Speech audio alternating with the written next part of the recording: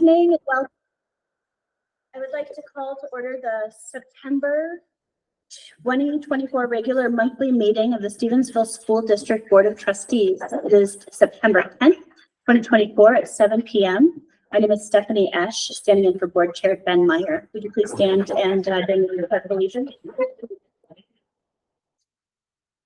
I pledge allegiance to the flag of the United States of America and to the republic for which it stands, one nation, under God, indivisible, with liberty and justice.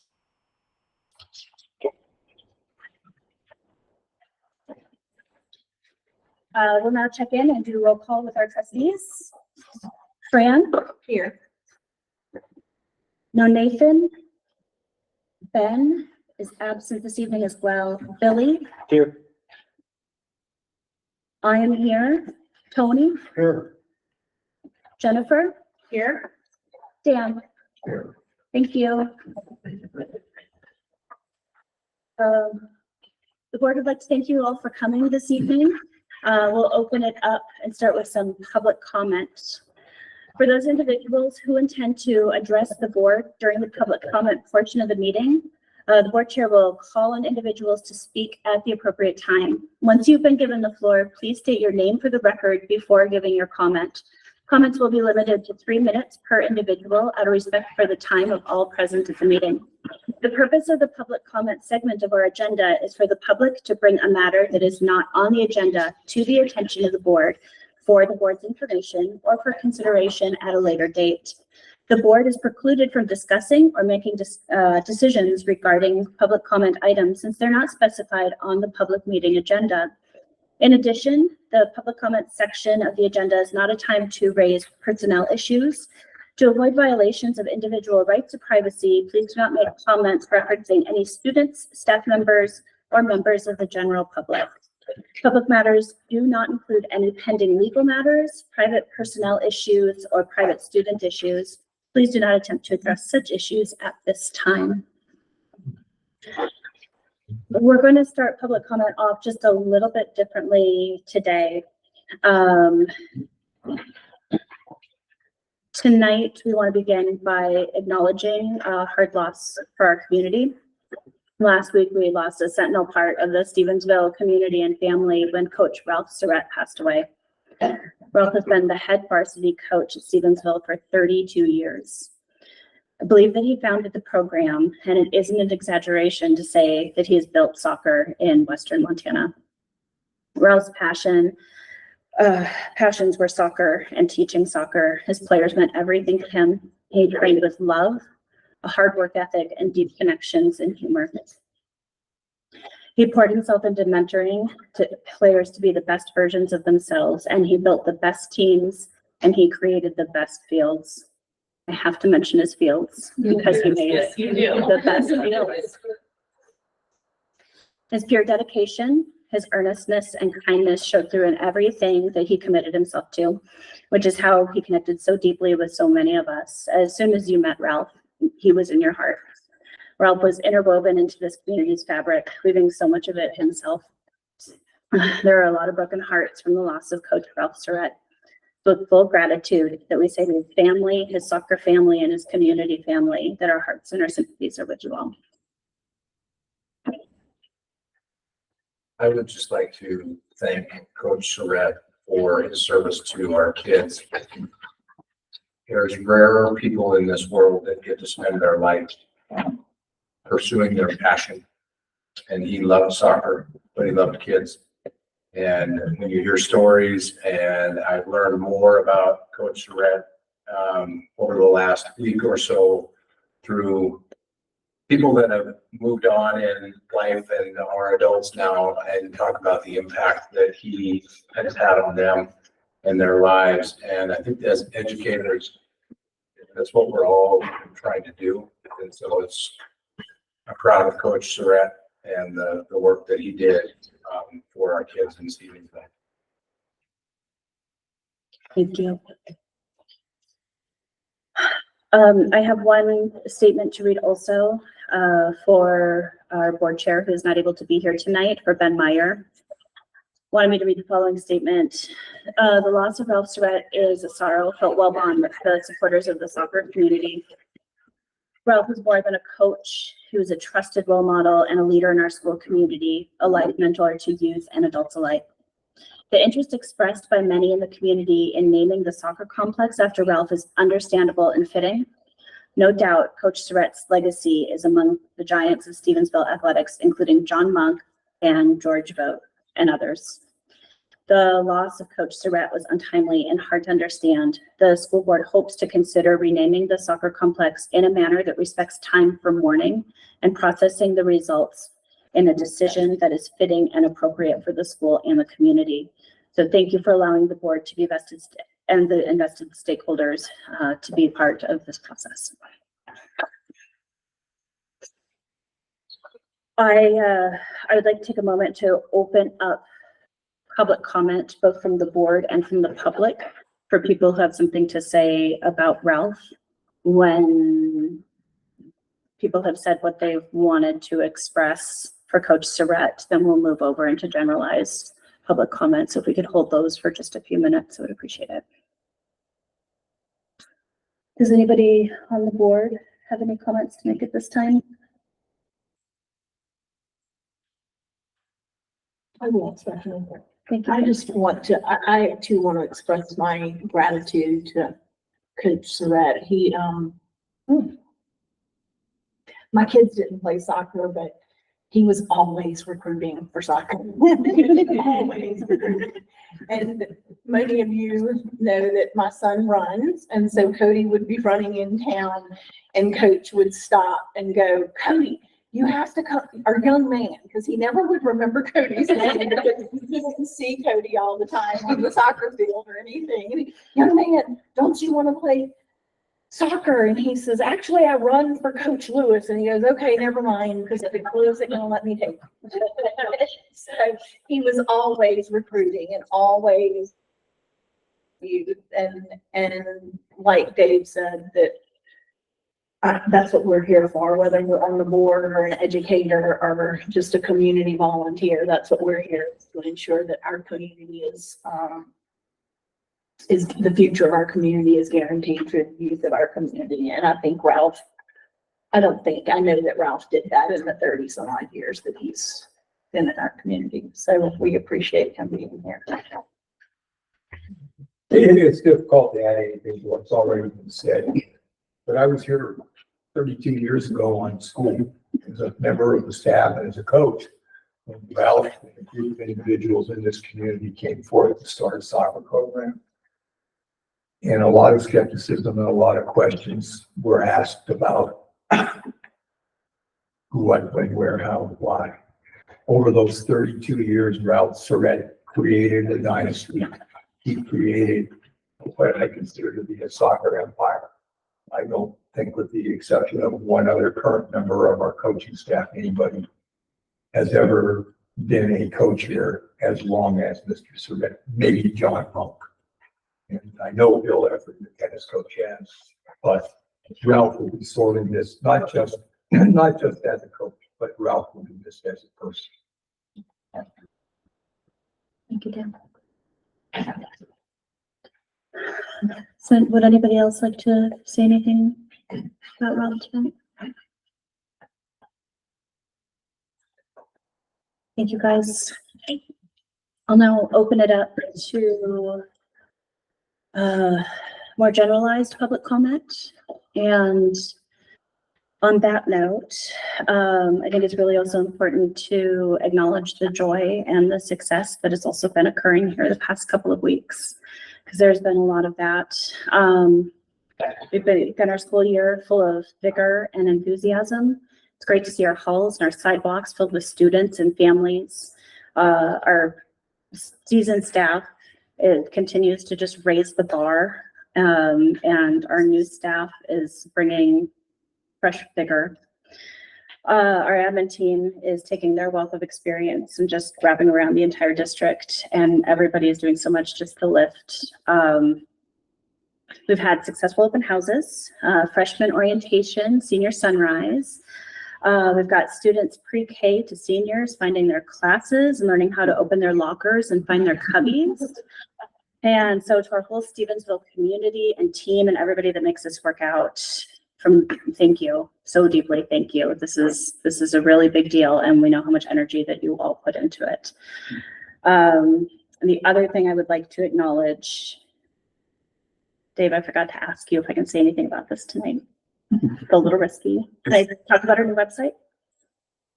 You can mention it. I was gonna mention it in my report, but that's fine. The more the merrier.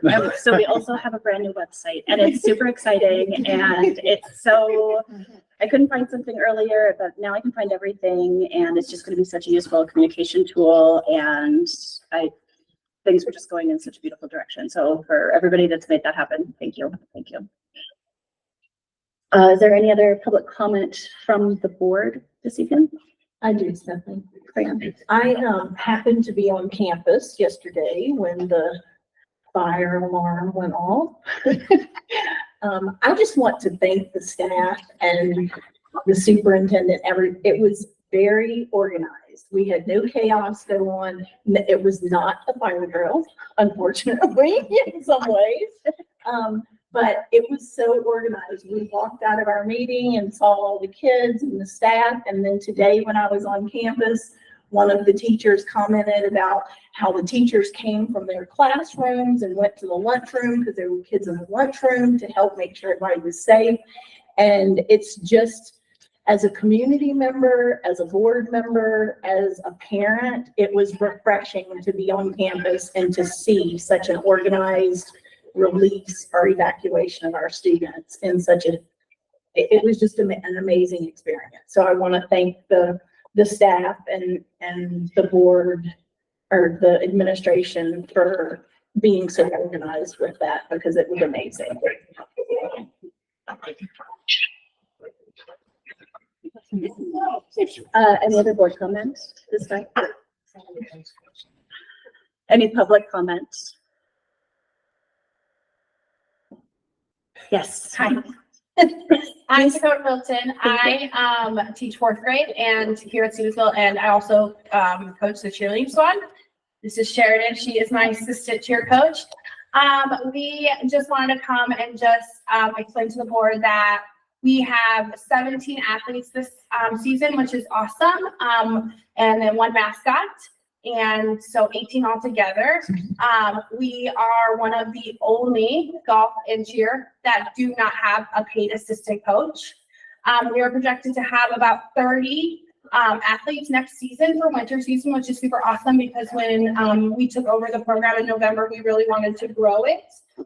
We took first place at a competition in March.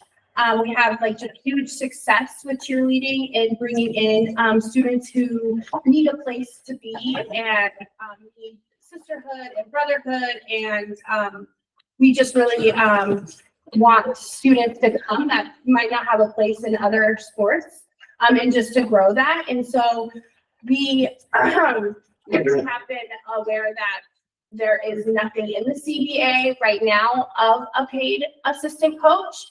And so we're just trying to get that in the works. And additionally, here is the lowest paid head coach in the CBA. So I'm at different percentage than any other head coach, whereas all the other head coaches are at the same percentage. We this season are supposed to cheer, we're expected to cheer at 17 games. And so that can just be a lot for just one head coach and then a volunteer coach. And Sheridan has a full-time job also. And so we are just so lucky to have her and her experience. And she is just a great partnership for us. And I just really don't want to lose her. And so that is just why we came to the board. I think I did it last season starting off. And I loved it. I graduated high school from here, did cheerleading. But Dakota can't do it by herself. That's why I stayed around. We've been pushing for this, but haven't got any response. So And clear answers kind of, I think. And just again, for like the safety reasons too, like we throw people up in the air. And I think MHSA recommends like 1 coach to 10 athletes. And we are over that. And then just for the safety reason too, like we have a lot more safety than other sports. And just doing it alone, like I could not imagine without Sheridan. And she's at every game, every practice, like religiously. So I think that's, we just need to just make the board aware of, I know negotiations are opening and I just really trying to advocate for the cheer program because it is a really great program. So, yeah. Thank you.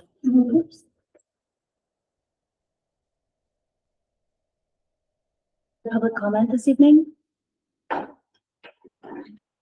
Okay, thank you, everybody.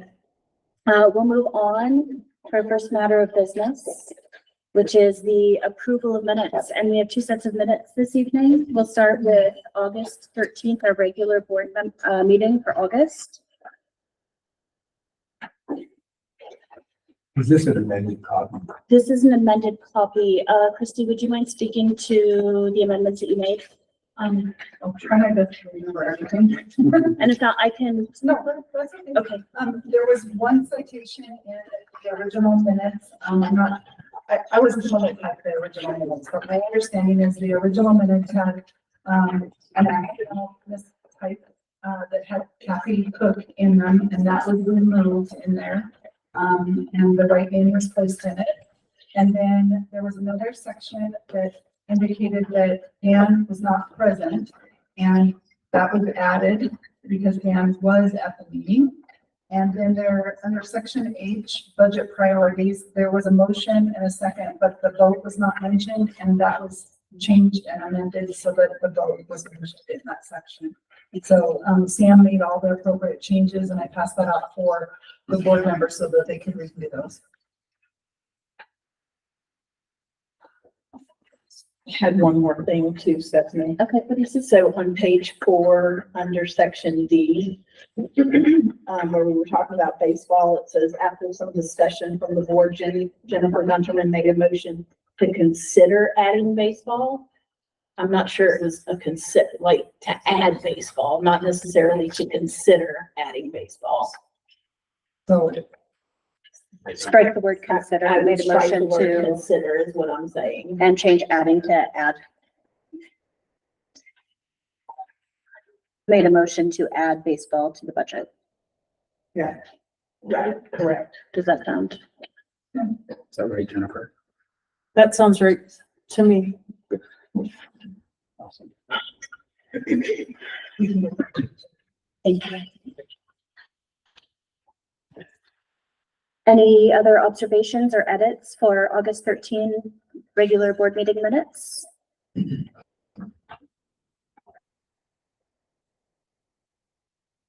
Seeing none, can I get a motion to approve the meeting minutes from August 13th, 2024? So, As presented? second, And Jen. We have a motion from Fran and Jen to approve the August 13th, 2024 regular meeting minutes. Any further board comment? Any public comment? All right, we have a motion and a second. All those in favor? Aye. All those opposed? All right, motion passes. Thank you.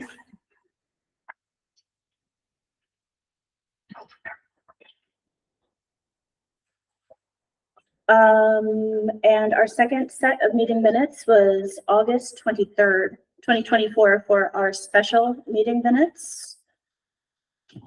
Take a moment to review them and let me know if you have any.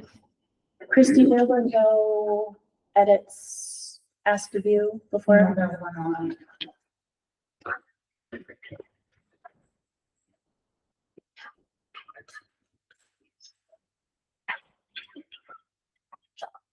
Anybody have any questions, comments, or edits? Can I get a motion to approve the special meeting minutes from August 23, 2024 as presented? So moved. second, Billy and Fran. Okay, we have a motion and a second to approve the August 23rd, 2024 special meeting minutes. Any further board comment? Public comment? All those in favor? Aye. All those opposed? Thank you.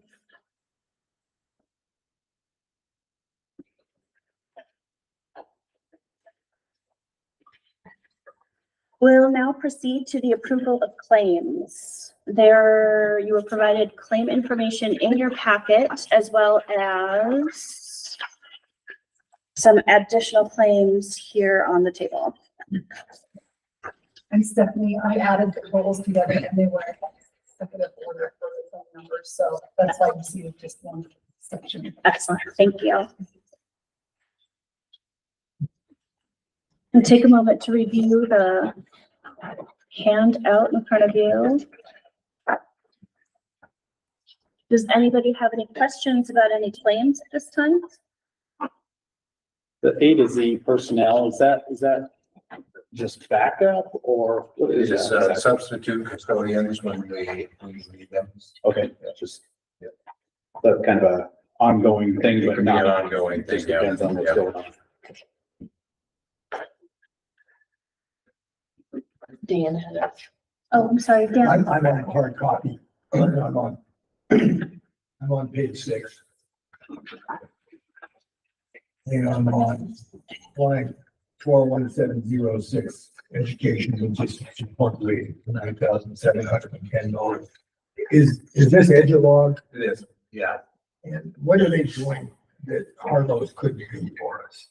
So the mapping of and putting our students onto a map, logistically planning where our routes are, they do work with Harlow's. We oftentimes meet with them to go through the logistics and planning of what our routes look like.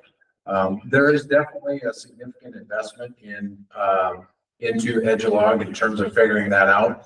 But in addition to that, it's the application for parents to be able to know if their kids are on the bus and where the bus is. One of the things that we heard from drivers last year is it's difficult to check kids onto the bus and be looking down to check them in with an iPad and watch for their. But one of the things that we decided to do was to purchase ID cards where they can swipe in and the driver can keep their eye on the kids getting on and off the bus. So do you have any feedback on this? Because I have heard some serious negative comments in our bus program and lots of negative comments about the amount of time the bus is parked on the highway, basically in traffic. I have not. I've heard some questions about stops. I've heard some questions about logistical timing of when we pick people up or that sort of thing, but I've not heard. Nobody has phoned me to voice their displeasure. So is this, I guess I should, it's my own fault, but what does this annually look like, this number for these guys? It's gonna be roughly about that amount Every month? annually, not monthly, annually. Is this, So I'll just give you an example of why I am an advocate for this and could be wrong for doing this. But for example, yesterday we had a student that you had 5 administrators, 3 secretaries, paras, other staff looking for that nobody knew where the student was. Contacted the resource officer, nobody knew where the student was. So it was a concern. And student was on the bus. We'd asked multiple times, student was on the bus, but there was no check-in. So these are measures that I want to put in place so that we know who's riding our bus. We know when they're riding our bus. Moms and dads know when they're riding our buses. I think it's a safety thing, but maybe it isn't. The timing isn't right for us, but I want to keep chiseling at this to try to improve this. what happens if a kid shows up at the bus stop without his card? Is there a way for him to get on the bus? Yeah, we're not gonna leave somebody there. Yeah, we're not gonna, we pick them up when they are there. What we do ask the parents to do if they're not registered for transportation is to register for transportation so that we know who's riding our bus. I feel like that's an important safety measure.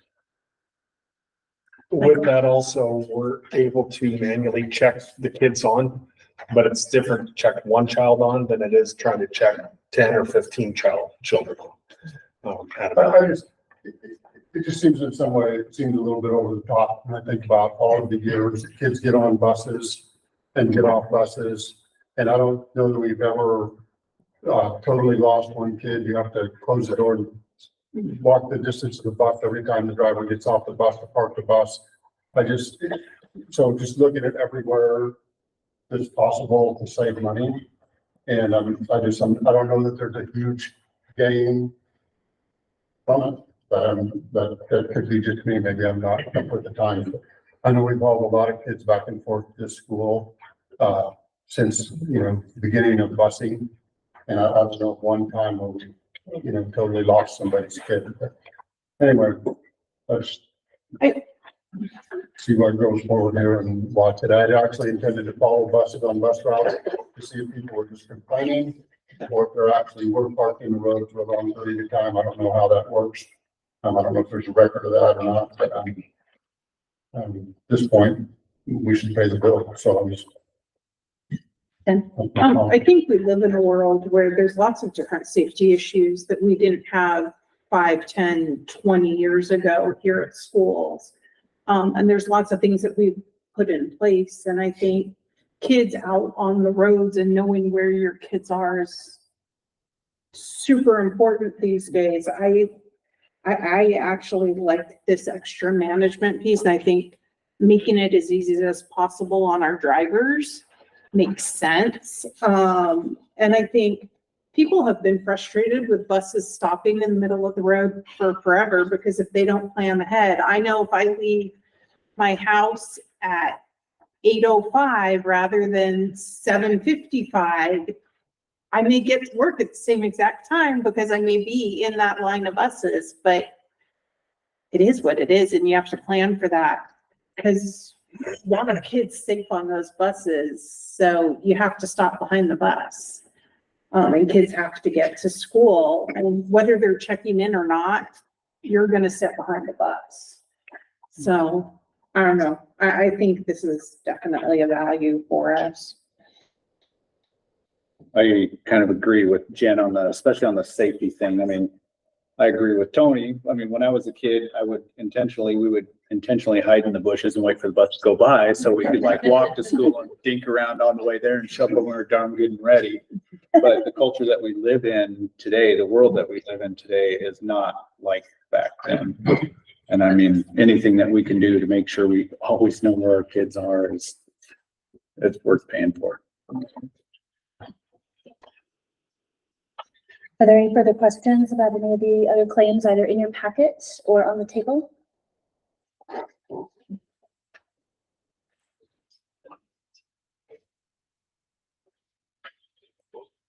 Can I get a motion to approve August claims number 4162 through 41709 for the total of $206,574.43? And August student accounts for $18,303.07 for a total of $224,877.50. So moved. Second, Of Tony and Jen. We have a motion and a second. Any further board discussion? Any public comment? All right, motion and second for August claims number 41621 through 41709 for $206,574.43 with August student accounts totaling $18,303.07, totaling $224,877.50. All those in favor? I, Anyone opposed? Thank you.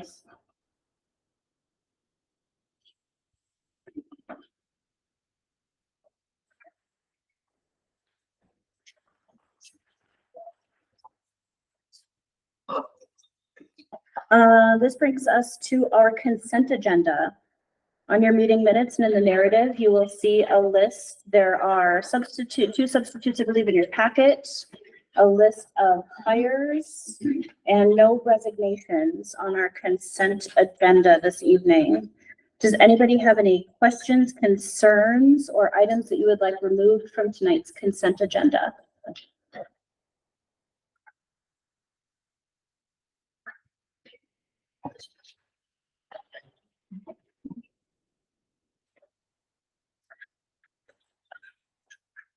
Hearing none, the consent of any trustee pertains only to the items that they have the authority to decide on. If there is no objection, these agenda items will be adopted by unanimous consent. Hearing no objections, these consent agenda items are now approved by unanimous consent.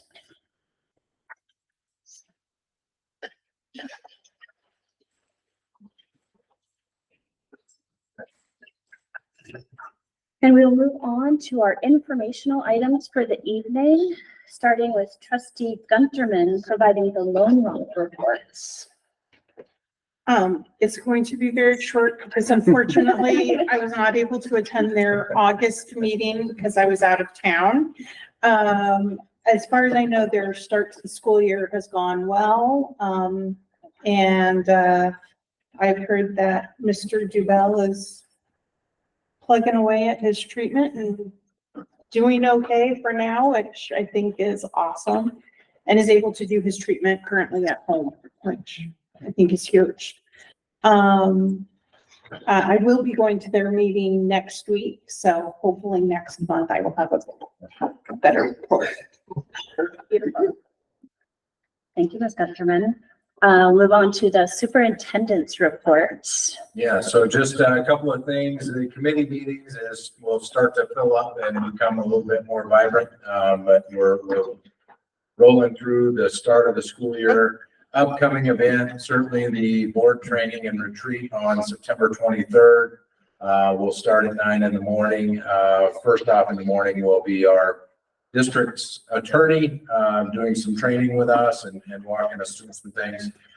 So meeting dates are there. We are continuing to fill positions. We are in a decent position with vacancies. We filled most, but we have a few that are outstanding that we're trying to get filled. We're still looking for some paraeducators, custodians. We're looking for a halftime PE teacher for the second semester of this school year. And then always looking for substitutes to fill in when our folks are absent. School startup was exceptionally positive. I'll just mention a few things. I felt like our PIR days were very productive and fun. The administrators did a great job in putting some of the work together and pulling together some really fun things and just making the start of the school year great. Lots of conversations at open house, generally very positive. Our 9th grade orientation day was a huge success. I'd like to hear from the admin if they want to jump in and share any good stories. It's just been a positive start to the school year, so I'm grateful to their work. I'll speak to 9th grade orientation. It was one of the funnest first days of school I've ever had. Big thank you to Booster Club, but also the board for being out there flipping burgers. I hope you guys enjoyed spending that time with the kids. I know they enjoyed it. They loved seeing it out there. I felt like it was fun, but I felt like it was productive. It was a unique way of being able to do some of the things that sometimes aren't fun in school, like going over rules, just logistical things, but in a fun, engaging way. So when it came time to starting with the classroom work, I think it was a little easier to roll out because we invested in that time. So I appreciate having that opportunity to get that started with those kids. I'll add to, it's been a great start with the kiddos. It's been awesome, especially those little 4-year-olds. They're very scared of their bathrooms. But I think that it has been such a great start because of how we started with the staff. And this team has been amazing to work with. And these two named pancakes and all of us coming together to serve the staff, and lots of laughter, lots of love, lots of lifting each other up. And it has been absolutely wonderful coming to work every day and seeing our staff. Happy. Yeah, I would echo that as well. The energy at the beginning of the school year is different than it has been in the time previously in the high school. So it's been great. Middle school had a great start as well. Sixth graders were panicked on day one with lockers, but by day two, they were helping each other, and that was really great. Our advisories for this school year are new, but very well needed. We've already talked about how to use a student planner and just setting those expectations early, like Sarah was talking about, so that we're successful all year long. And yeah, the staff is just excited to be here too. It's good. So smiles all around, which is great. Well, thank you guys. Eighth grade participation, I know we had a conversation, in one of our previous meetings, and so I just wanted to do, this is an updated statement that reflects the conversation and really kind of where we, finished that conversation. And it is basically letting our eighth grade athletes and activities participants participate at the eighth grade level at the discretion of the coaches, so long as there is a proposal to do that. And so we have allowed that to happen. And I know that currently we have eighth grade participation in girls basketball, girls soccer, boys soccer, cheer, cross country. And those have all been approved to have eighth grade participation. Football, the MHSA does not allow football, so I want to be clear on that, if that's a safety thing, and they do not allow that. So that is trying to reflect the summary of the conversation that we had at a previous meeting. Academic reporting, coming to a meeting near you. We will be reporting on some of our student assessment results. One of the things that we definitely want to do is start digging into what our kids are learning, prioritizing what they're learning, and measuring how it's going and adjusting when things are necessary. So extra emphasis, and that's really what our PIR days were all about. And will continue to be about that kind of training as we move forward. Committee meetings, we had committee meetings policy, just reviewed policy 1400, which has to do with board meetings. I know it's kind of one of those things timely right now, but we were reviewing outdoor air quality and how we measure that. And it's, my judge of that is it's terrible out there right now. And we also, as a result from a letter from the governor, suggesting a cell phone policy that has some restriction. We have policy in place that our administrators, we dug in, and I know that they have made some adjustments, so I wouldn't mind hearing from admin as to how that is going as far as handling the cell phone issue. Anybody want to chime in? I would think that high school would have the most cell phones and so forth. The staff is fairly, united. We call it the 31 strong moving forward, and any good policy only works if everybody holds to it. And so our students, from after that first day of training, they turn in their cell phones at the beginning of every period. Teachers either have cubbies or buckets or a system, they turn it in, and they're not allowed to use their cell phones unless it's teacher directed. Like some teachers will use like a Kahoot, or they'll use some kind of way to get quick instant feedback from their staff if they can't, or from their students if they can't do that on their Chromebooks. But for the most part, as I'm monitoring, many periods I don't see the cell phones come out at all. You see it through dismissal where they pick it up. I haven't had any students come and complain. Maybe they're still scared. I don't know. But I think the students actually enjoy a little bit of the freedom from that device. Watching it and seeing a lot of classrooms, I do see more engagement than I've seen in previous situations. So I think it's been positive. I really do think that change has been positive for our students. But the most positive thing I would say is that teachers are being accountable to each other, knowing that if they break, it's going to make it harder on their fellow staff. So I'm extremely proud of the staff for staying strong and holding on to that. So it's been a good start. To add on to that, in the middle school, our policy right now, which we're not changing at this time, is that the students, it can't be in the classroom at all. And if it is, it goes into it goes out into a pocket that's kind of on the wall. They don't have an assigned slot, kind of like those old calculator slots that they just put them in. And then it stays there for the duration of the class period. So they can only have it during transition time, the hallway, at lunch. And yet I heard the high school, the 6th, 7th, and 8th are not on their phone as much during lunch as high schoolers are, which I don't know if it's just the beginning of the school year, they're seeing friends and wanting to engage that way. But yeah, I talked about it with my staff as well at the beginning of the school year, and they were the same. If we all do it, we all hold strong, it will be so much easier for all of us. So again, haven't had to take any cell phones yet, so it sounds like it's going well, but we're in week 3, so we'll see what happens. But, yeah, going good so far. Is there anything the board could do to support you guys in this better? Is there teachers, new teachers that have trouble with it more than old teachers? Is there a policy, anything we can do to help or support to make sure we keep this reined in? It sounds like it's going really good and I'm 100% behind it. Just want to try to keep it that way. If there's something we can do. I think one idea would be if you're talking to people in the community, especially parents, like, please try not to text your child during the school day. I know that is hard because it is so easy. You can just send them a quick message, they'll see it passing, but sometimes even that just phone going off can be distracting. Like, try to communicate through the front office as much as you can. Our secretaries are great at getting information out to students, so that would be something to just advocate for. You know, we could put an ad in the paper that effect, like seriously, and let people know even, I think there's a huge positive image for the school right now to get built on.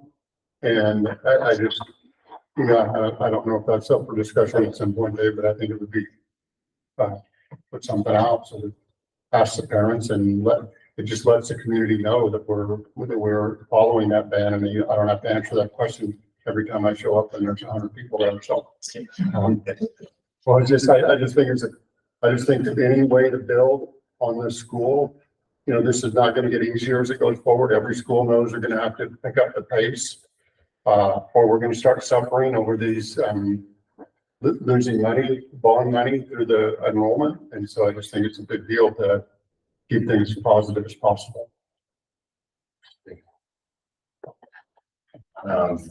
School resource officer still in the works, working in good faith with Chief Bo. We had a conversation this last week.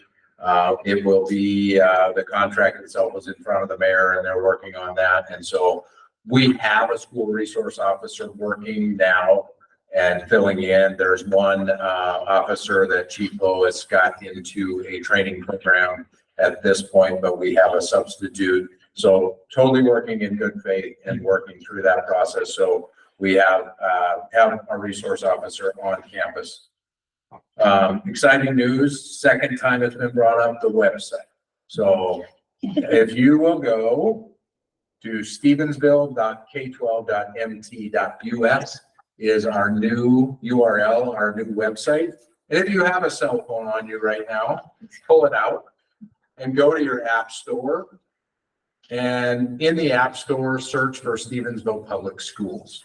There is an application that is Stevensville Public Schools only. And if a parent downloads that app, they will get news that they can choose from the district, from the elementary, middle, or high school. We will be sharing the good news of our staff and students on a regular basis.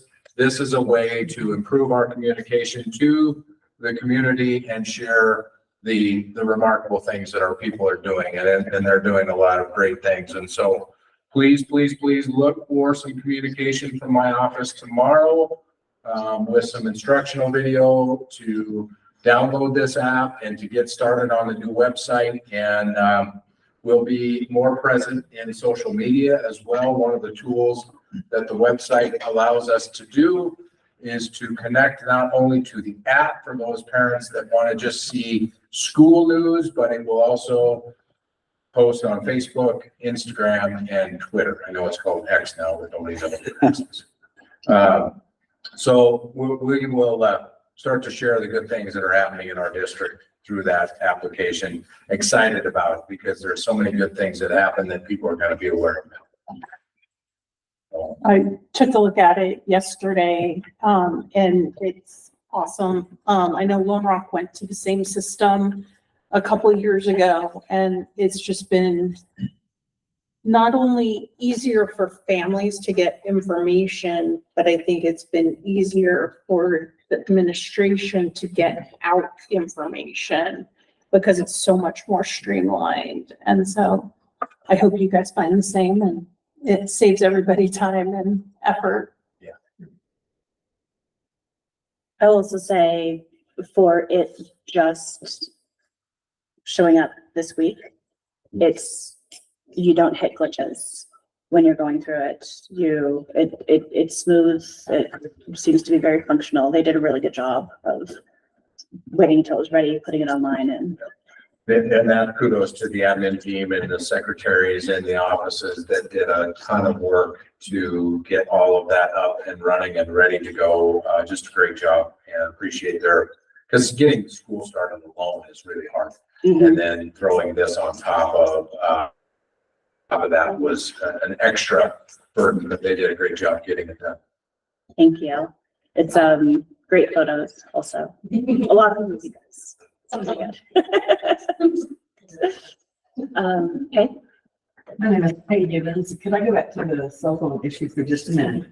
I think it's wonderful that you're making the kids turn in the phones that can't even spend in the classroom with them. But from what I understand, you said that if the parent texts their child during the class time, that phone is going off. So Sometimes you can. Sometimes they have it on vibrate. what I was gonna say, not only stick them in the cubby, but they need to be turned off. Yeah. Because that has got to be just totally distracting to people. So if you need to add something to the policy, that would be one more sentence. Phones will be put in the proper place with and be turned off. Yeah, that, I would not, I don't envy you guys though. Andrew Shuckart. I just have one thing to say about the website, because I noticed I looked at it Sunday and I think it hadn't loaded the new website yet, and Monday I think it loaded the new website. But the only thing I couldn't find was this meeting's agenda, where I saw it on Sunday, but I couldn't find it. So all the dates are. So I don't know. There's something to look at. I just wanted to bring that. No, up. there's In definitely. case you guys weren't aware, right? You bet. Yeah. Thank you. I have a couple of things, if it's okay, please. I wanted to mention the start of school too. So my son is a senior this year, and the senior sunrise was amazing. Thank you to Zeke for being there and supporting the kids and the idea that they had to do that. It was really amazing. I think we figured out we had like maybe a quarter of the kids there. So that was great for it being a first year to do something like that. I will just share with you that with the administration, that one of my son's favorite things that he came home with was he was so excited about the Google Meets in the classroom. So thanks for doing that. I feel like it's utilizing an available resource, and it was real time getting to visit with the entire school at the same time, and the kids enjoyed it, or at least he did. Hopefully the rest of his peers did. And the website is amazing. I went to it yesterday after I left our policy meeting. And then today I noticed that it was linked, that the old one is linked to the new one. So if you go to the old site address, now you're going to the new address. And I just loaded the app on my phone, and it gave me the option to either get district-wide information or pick each school that I wanted information from. So that's really nice. And it says it will notify me. So it's exciting to know that stuff will get posted and it'll just come straight to our phone. I'm sure that will be very useful to parents as school board meetings are posted, and they'll get notified of that immediately. So I appreciate the effort that has been put into that to make sure our community knows what's going on our campus.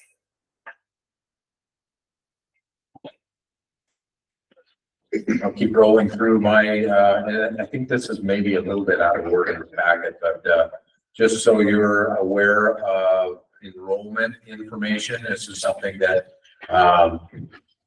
board had talked about, wanting to see, so you can see new enrollments and, the previous school grade line, and those students that have transferred out, so you can see that report. Nothing really to add there, but just to make you aware of that. And then the next thing is another item on the informational items. It's just for your information.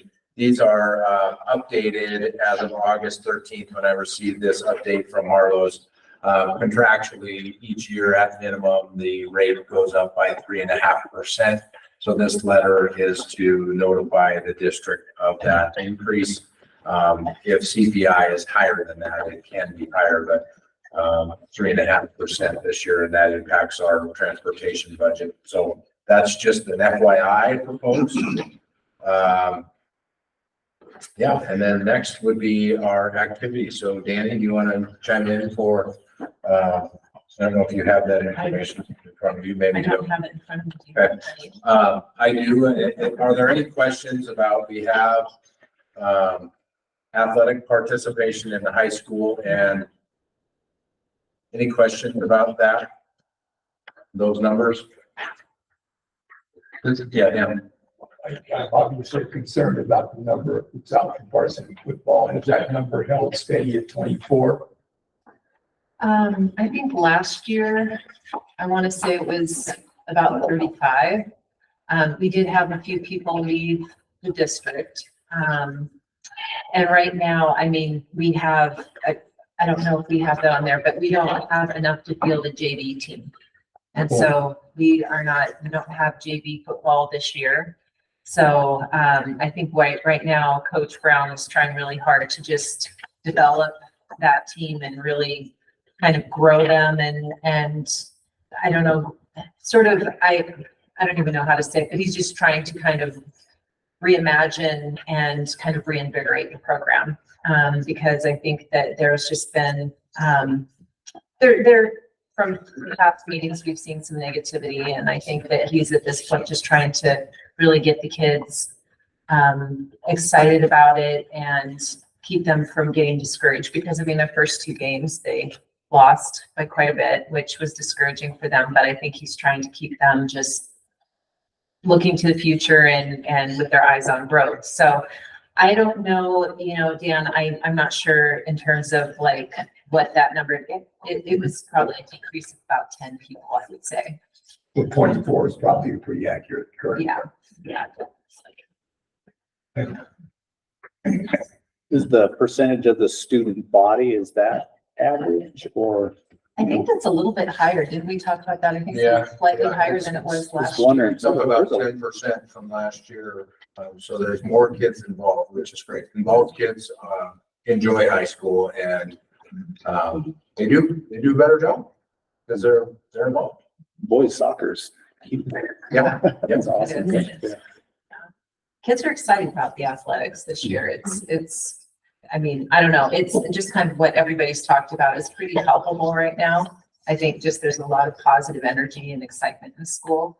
So, and athletics is definitely a big part of that. Middle school numbers are certainly encouraging. Danny, could you tell me, the 8th grade participators, where are they on the middle school sheet or in the high school numbers? Or are they a separate? I think that they are in the high school numbers. Okay. Yeah, actually, I think they might be. I think that could make a difference of probably about 10 people. Distributed throughout all the sports? Yeah, Beautiful. yeah. Sorry about that. Not at all. I was just gonna say that I know that cross country has increased because that's where my son's at, and there's quite a few now. But the golf numbers, like that's way up from what it's been in the past. 14 kids in golf. I mean, I know that there's been years recently, if I'm not wrong, that we've had like 5 kids come out for golf. Is that correct? less than 10 kids in our little We were program. about 11 or 12 last year. Okay, Yeah, okay, yeah. But I don't know about years prior. right. Okay, thank you. Definitely a lot more positive than negative. I think it's a building process and depending on which program, but I think the feel is very positive. And we want to keep that momentum. Are ALC kids allowed to participate in sports? Backing up a little bit, how many kids do we have in ALC now? 28. Okay. What is capacity? Well, that would be probably right at capacity because when we initially started, it was 24. So we're beyond that at this point. And I think it depends upon the needs of the students that are in the room and what, the intensity of support that they may need. And that can determine, how much staff you have in there or how many kids you have. Anything to add to that, Zeke? No, I think. Yeah, right. Any further questions for Mr. Tennis or Ms. Smith? Thank you, guys. And then the last item in the informational item is Coach Bill Fulbright is here and wanted to, the opportunity to report on girls basketball and summer work and all the good things going on there. Come on, Brian. Is that good? Yeah, go ahead. We can, we'll just split the middle. How's that? So I'm Bill Fulbright. I'm the head coach of the girls basketball program. This is Ryan Tolley, he's our assistant coach. You've probably seen those names, but I don't know we've ever actually been in front of the full board. And you say, well, why would we come talk to you now? I mean, it's fall, it's the beginning of school and all that. But I credit Ryan with the comment that as we overheard the negativity that's been referenced and, as we went through last spring and summer, we're in the middle of the summer and Ryan, we just had such a good summer. Ryan said, we should tell the board about this. And I said, yes, we should. Unfortunately, both of us were out of state on the August board meeting. We said, yeah, let's go. We'll go in August. And we both looked through our calendars. And so here we are a month later. But you may or may not know, I spent about 2 decades as an assistant in the programs here, in the basketball programs here. And it's a very different view. You know it until you've been to the head coach role. It's a very different view. And so the last couple of years have been really focused on what can we kind of do to change the culture of the girls basketball program. And it really comes, a lot of comments are very consistent with that. And it's about building, we've tried to change the positive energy is probably the shortest phrase we can use, and bring that back to the program or bring it into the program. And so, numbers of participants, that's always a concern. We've seen that go down over the last little bit. And I think it's directly related to, do we have that positive energy or not? So a few things. One of them is we looked at, why do we have this drop off? Because we see kids that will play the little travel ball teams or YMCA teams, and they play some middle school and they're not showing up in high school. And I don't know if it's unique to girls or if it's unique to basketball or what, but there seems to be this large barrier of, I could go out and I could play with my friends in middle school, but gosh, that high school is so scary. And it's just a whole different program. It's different people. It's a different gym. And there has not been, while I was an assistant, there wasn't this connection with the younger kids. So we've taken some affirmative steps to do that. For example, this past year, Ryan worked with the 8th grade coach, not coaching in the sense of going and being a coach. They had coaches, but we went and we helped a little bit. He helped with the 8th grade. I went in and helped a little bit with 7th grade. We had great 7th grade experience. Ms. Kuchel is, I'm not supposed to say names right. She's great and energetic. Now you can say. Okay. you know, and so, but just going in and now they know who we are. They see our faces. We're not new and different. And so we kind of expanded that with, this is what, our third year now, we've had a team camp during the summer where not one of the camps where you put flyers all over the valley and anybody who'll pay $50 can come and dribble the basketball, but a camp oriented for just our Stevensville girls. And we've invited guest coaches or instructors, whatever we want to call it, to come in and help and help teach them so they get different perspectives and that kind of stuff. And so this last year, we were talking with the coach that we invited in from Billings, Brett Morehouse, and I was telling him about this. We want to reach down to younger kids. And he says, well, let's do a little kid camp, like 4th to 6th, you know, whatever you decide. And so we did that. It was a little bit late in the process and we struggled to get the information out. We, you know, got it out to the classroom the best we can. But in the end, we had a separate camp for the incoming 5th, 6th, and 7th graders. We had 15 5th and 6th grade girls come out that want to play basketball and want to be there, and we're excited to be there. And it was really, really neat to see that level of excitement and energy. And they were just amazed. You know, they come in there in the high school gym. There's the high school coaches. There's the, you know, and they're listening to this guy teach them about basketball. And so it was really neat to see that start to go. And then we actually invited the incoming 8th graders to go to our high school teams camp to try to bridge that transition. They've now been around the girls. They've been around us. They, you know, it's not this big scary stuff that they're just not going to take. And so that was kind of our first, I don't even want to say, but experiment. And can we expand this summer camp program? And I asked Ryan to make some comments. If you want to talk about that one first. PG. Then so the second one, then you can talk about the camps more specific. But the second one, not to go into too much detail, but we also looked at what, you know, the summer, what are we doing? Because we'll have, like Billy's daughter, you know, she lined up this camp or that camp prior years. And this other girl goes to that camp or this camp. And we said, what if we just identify the camp, and we know some really good ones?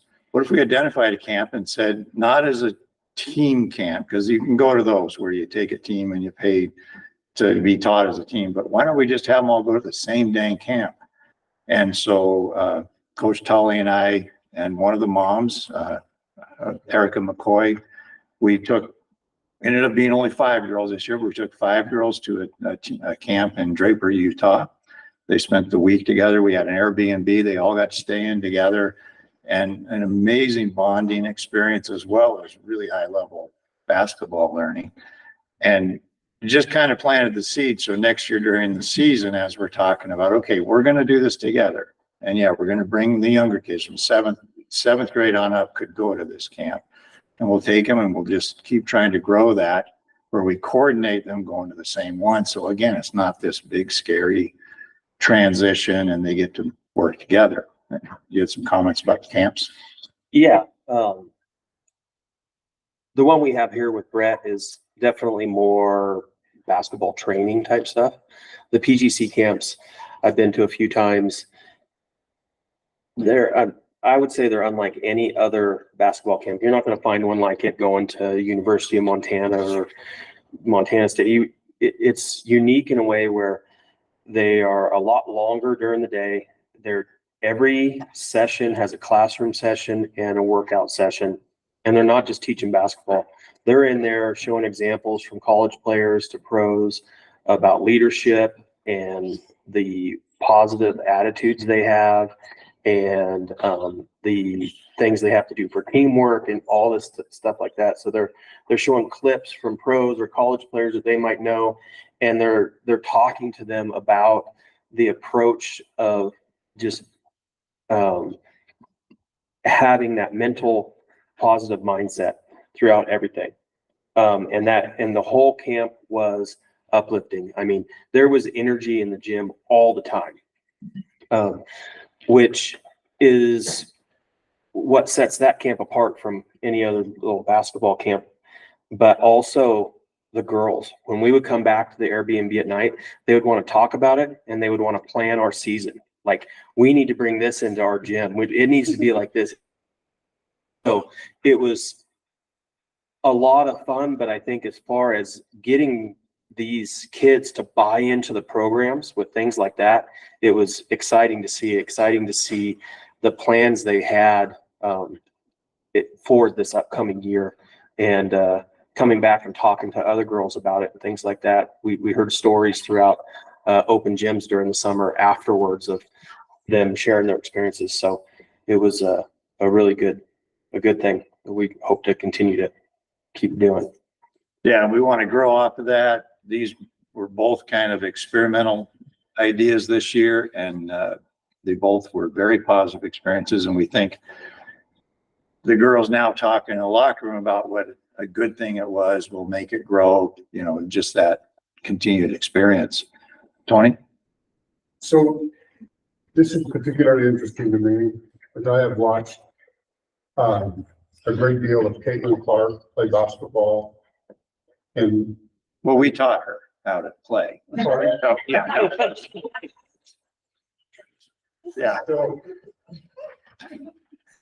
So the dignity and the grace and the humility, leadership that she's literally turning some, wicked females into young women. You can literally see the difference in the dress of the teams prior to the game. And this is one person has done this. It's been absolutely, it's everything that Dave's been trying to tell me sports was for the last 3 years. It's really amazing.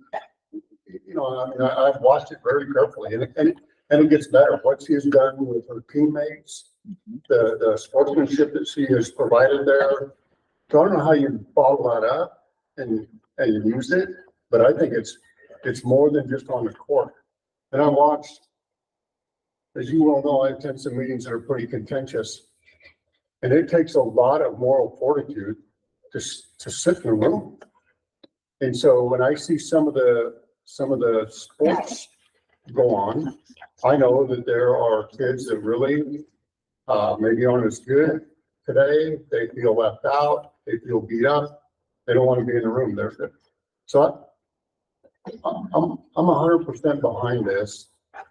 I just want to know how we can bring that grace from this camp and keep it going on inside this school building, where we start to have more respect for each other.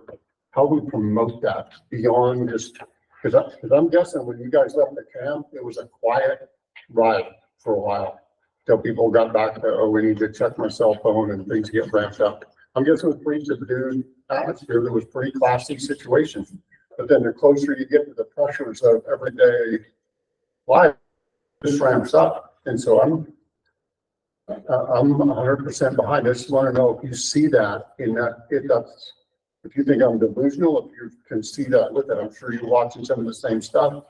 How do you do that? How do you bring that back to school and keep it here? So we've talked about those kind of issues. I went to school forever to get degrees and all that kind of stuff. I'm a big proponent of the education side. I'm an equal proponent of the activity side, dovetailing with it. And I think the comment made earlier, the active kids are the ones that are enjoying school and so forth. And so we've talked about how do we bring that in? And the first thing that comes to my mind, and then Ryan can chime in, is we talked with those girls specifically as they would have ideas. Hey, we want to do this, we want to do that, about how they can be leaders in doing that. And we're going to structure things. We're not going to take everything from the camp and just copy it, but there were some things that we've said, that would be a good thing to have in our practices, in our games, in our huddles, whatever, those little things, but having the girls lead it. So when we have, okay, we're going to cover this principle.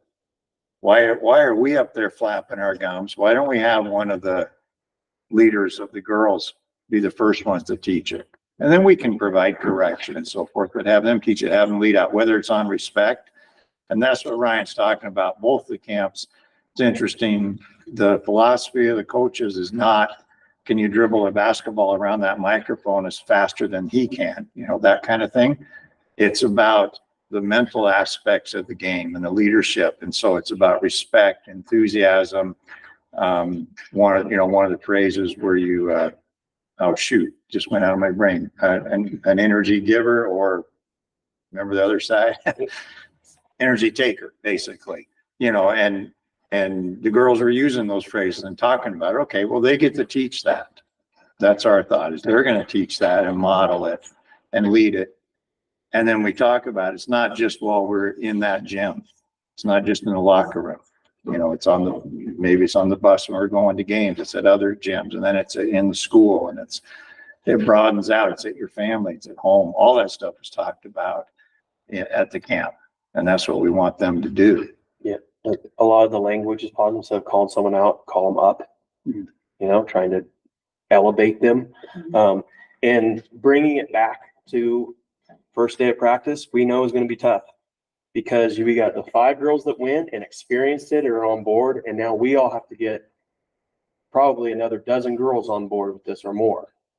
And for those other girls, it's going to be weird. It's not going to be normal going into practice with us trying to really bring up the energy and bring up all this positivity.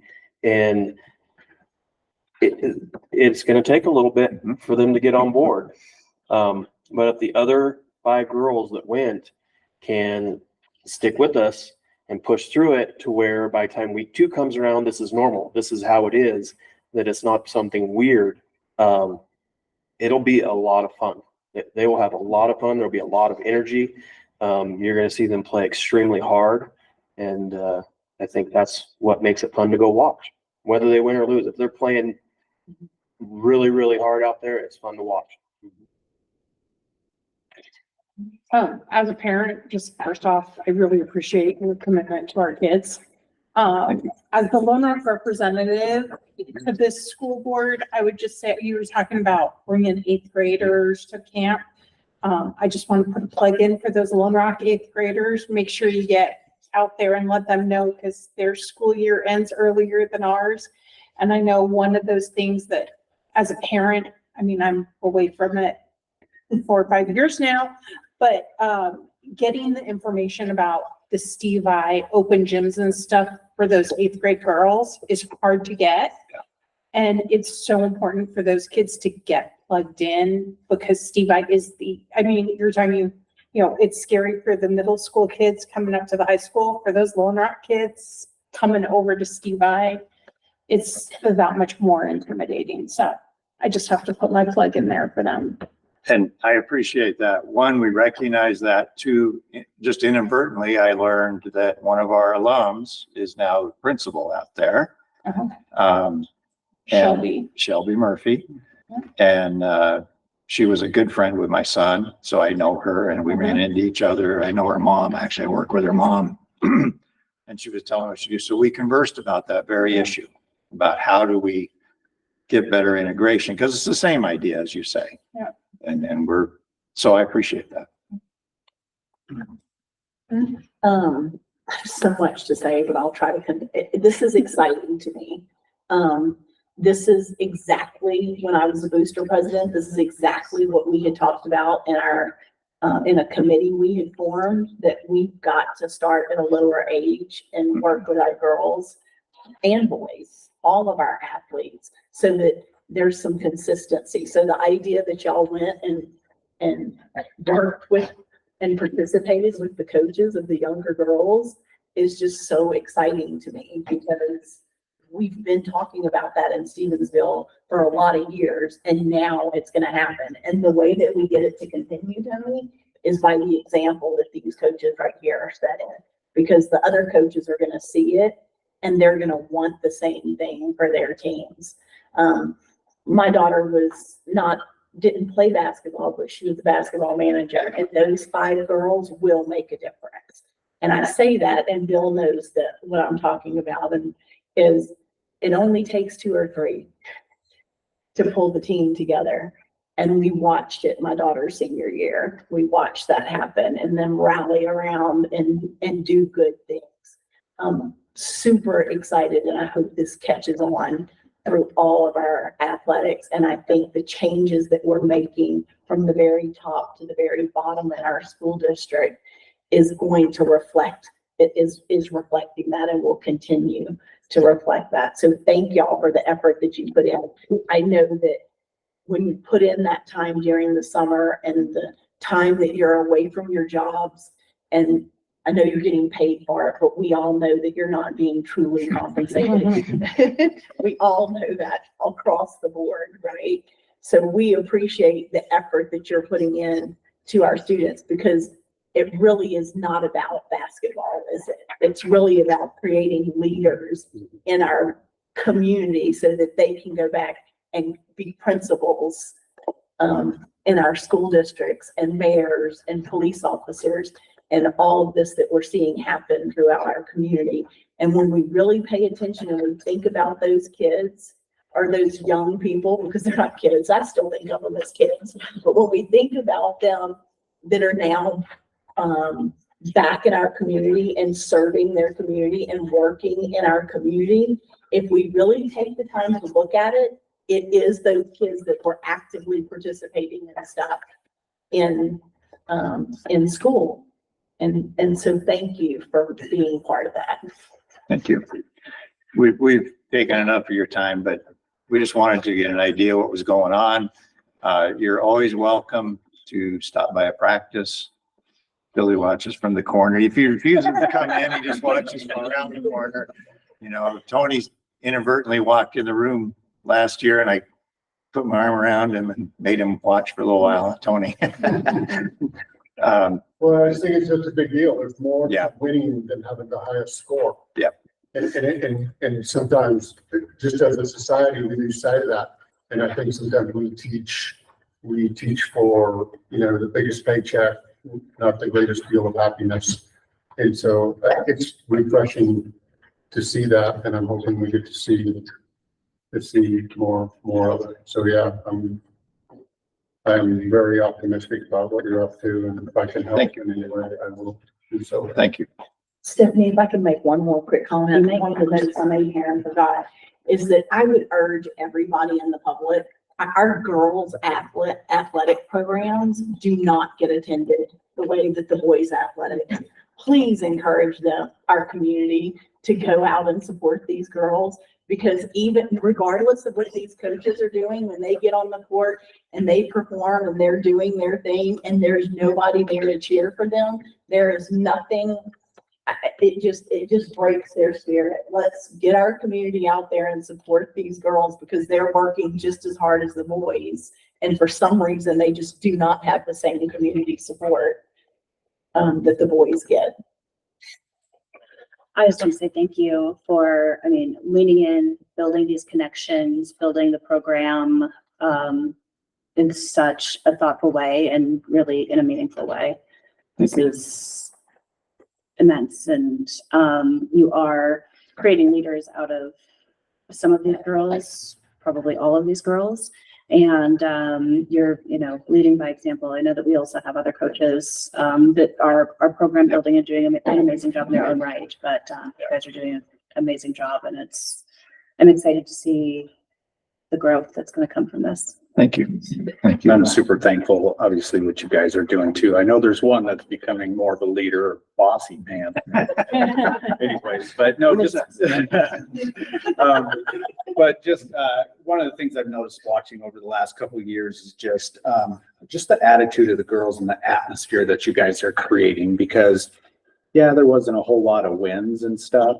You knew it when there was, but even when there wasn't, they'd get a little bummed, but there wasn't that head hanging, dragging thing. They were still a team. They were just playing together, even when they lost. It was so cool to see. So you guys are, this is cool what you're doing now, but you have been doing awesome stuff all along. And I think you guys are building something amazing.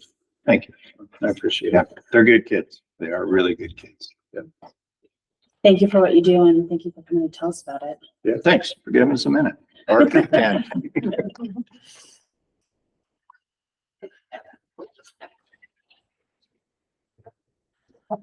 We would next move into our action items. Does anybody need a 5-minute break or should we roll into it? Let's roll into it. All right, next up then is our out of district enrollments. First off, for elementary.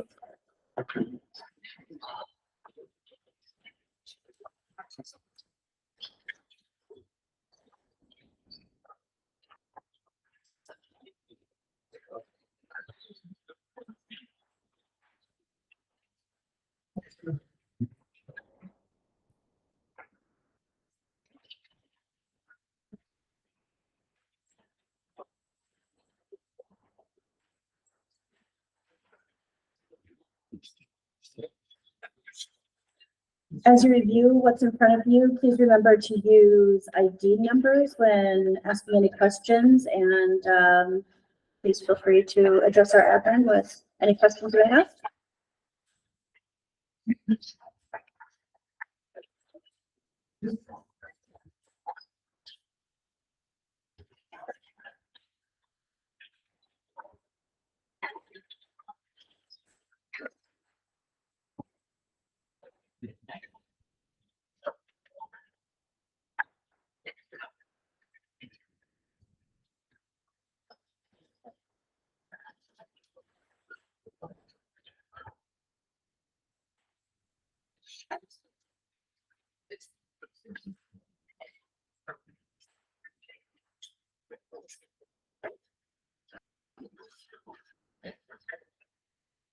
Are there any questions regarding our candidates for elementary out of district enrollment? Are we gonna vote separately on these or how are we gonna vote on this, please? I guess that was our next step. Would anybody like anybody removed from the list? Yeah. What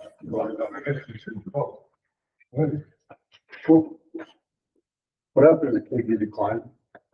They are not enrolled. Pardon? So the recommendation from the administration is that they are not enrolled. And so if by making a motion to support as presented, your motion is to support the administrative recommendation that's on the sheet. If there are any of these that you want to remove and discuss, then we can do that separately. But if you have no hesitation about any of those recommendations, then you would approve them all as presented, and that supports the administrative recommendation. I understand that. I'm just curious. Well, there's one on here that's recommended now, and I'm wondering, what will happen to him? Where will he go? I don't know, but that's a student that has a home district that they can attend.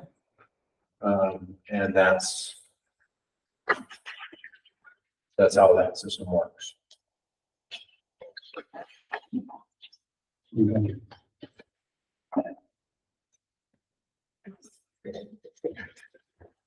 Any further questions? I just have, I do. Who's ran? So on the first couple of these, it indicates that the resident district, and then the others, it does not. Are we gonna typically put the resident district that they're moving from?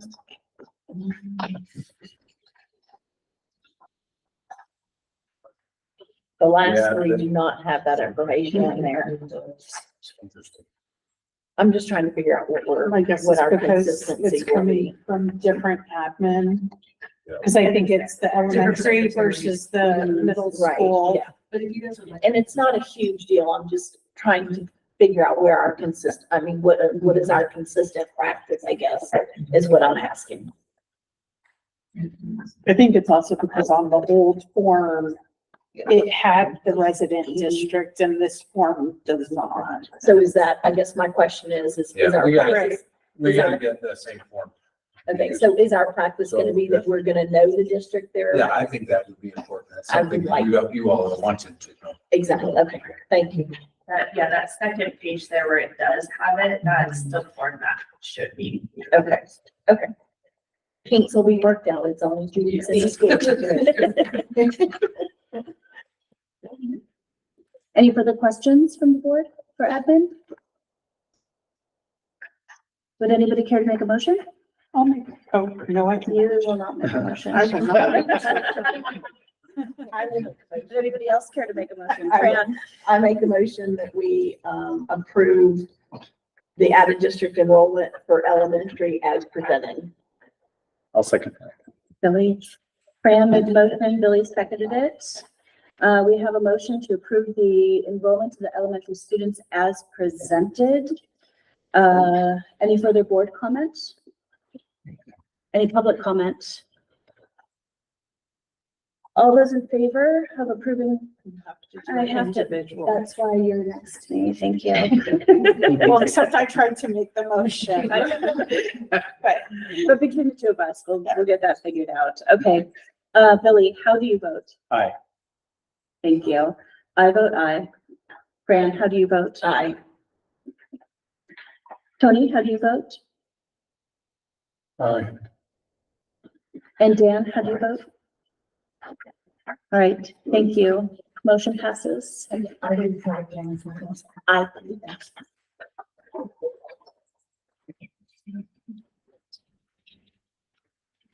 We'll now move on to high school enrollments.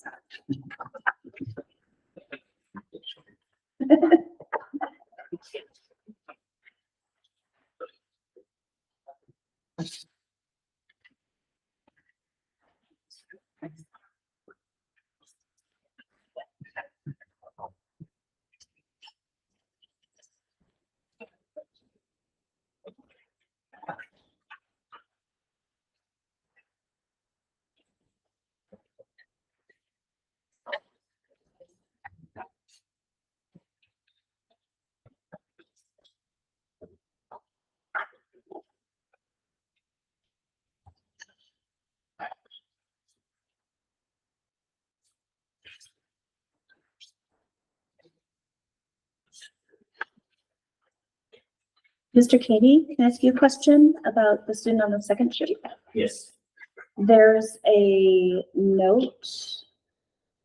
Is that in regards to the expelled, suspended question? Yes, it is. The explanation behind it? Thank you. Does anybody else have any questions for administration?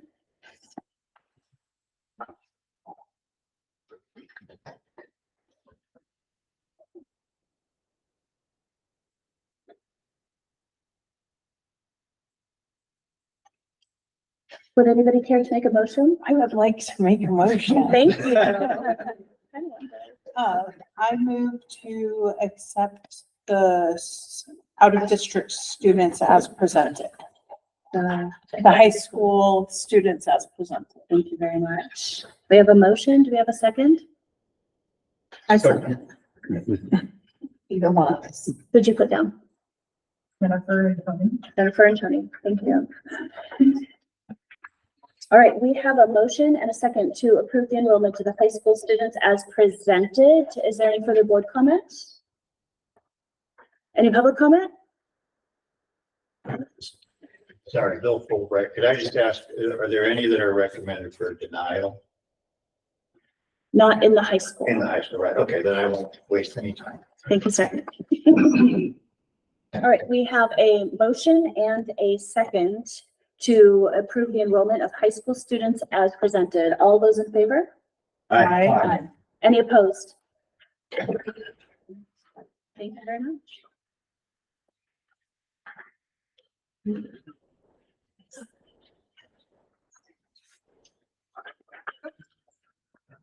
All right, we will move on to consideration of a leave of absent request from paraeducator Christine Bailey. So Christine Bailey has gone back to school and she is at that point now where she is going to be doing her student teaching experience. And then she's been assigned with Ellen McKern. Ellen agreed to take on the mentoring of Christine, and she is requesting leave from September 16th through December 11th to complete her student teaching. is finished with her student teaching, she would resume her duties as a paraeducator. In the meantime, we will appoint our, hire a substitute to fill in.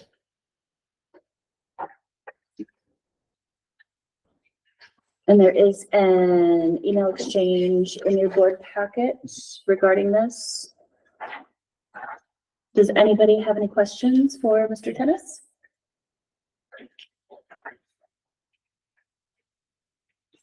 That's awesome that she's able to stay.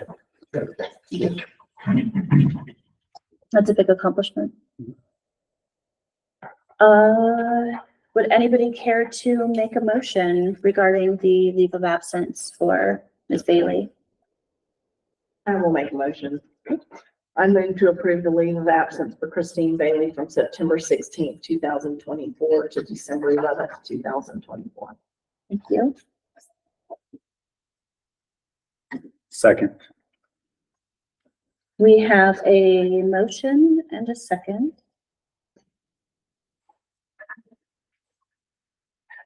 To approve the leave of absence for Christine Bailey. Do we have any further board discussion? I have a question Thank you. because just not doing my homework. Is this an elementary, middle school, or is it a high school? So, Elementary. okay, so. Any public comment? Okay, we have a motion and a second to approve the leave of absence for Christine Bailey from September 16th, 2024 to December 11th of 2024. All those in favor, please say aye. Aye. To the individual. That's why you asked the question. We'll get on the Well, same and for page myself. at some point. Stephanie, you have to. It's my one like thing. All right, we have a motion and a second. Billy, how do you vote? Aye. Now where is it on my little sheet? Here we go. Fran, how do you vote? Aye. I vote aye. Tony, how do you vote? Aye. Thank you. Jennifer does not vote. And Dan, how do you vote? Aye. Thank you. All right. I think the rest are district-wide, so we'll see how it goes after this. Moving on to bids for disposed obsolete equipment. Did we skip one? We did skip one. Let's look ahead instead to the approval of Stevensville bus routes. So and Michael is here. Thank you, Michael, for being here, but you have within your packet a map. It's a general map. And I do want to point out, I know there was some concern about expense with Edgelog, but as a result of that, from when I first started here, we've had a reduction in 3 routes. That's mileage that the district is not paying for now. And that's the result of the logistical work with Edgelog. And so the map gives you a general idea of where our routes are. Michael is here to answer a question or two if you have them. The official approval goes to the county superintendent later this month, where routes and stops will be officially approved. I have a question, Michael. Yes. So there's been some modifications from last year, and we've now had a couple weeks of playing these out to see how they're functioning in real life. How are things going? Good. Yeah, a lot of the adjustments that we made were just massaging of the routes, because last year we crammed a few routes together. Yeah. And so it wasn't actually split out the way we needed to do it, because we just took 2 and added them up and called it good. Right. So what we did is we actually separated a little bit off of each route to massage them out to help with the ridership as well as the mileage, to where now all the routes are closer to the same for coming in and going out. So we don't have a 30-minute route and an hour route. You know, it's pretty much all of them were pretty close to a 40, 45-minute route. I have a quick question. Yeah. So route number 8, is that the only one that stops in the highway? On 93? Yes. No. There's Route number 8, route number 5. Gotcha. So route number 8 has 2 stops on the highway, both on the north side of the light. And number 5 has 2 stops on on the south end, down more towards, Urbanwood.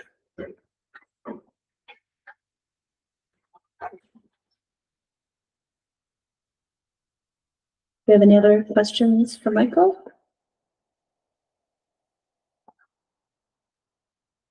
Any questions from the public? Excellent. Would anybody like to make a motion to approve the Stevensville School District bus routes as presented? So moved. And this is district-wide, so you. So I get Yeah. to, Excellent. Second. We have a motion and a second. Is there any further board discussion or comment? Any public comment? All right, thank you very much. We have a motion and a second to approve the Stevensville School District bus routes as presented. All in favor, please say aye. Aye. All those opposed? Thank you very much.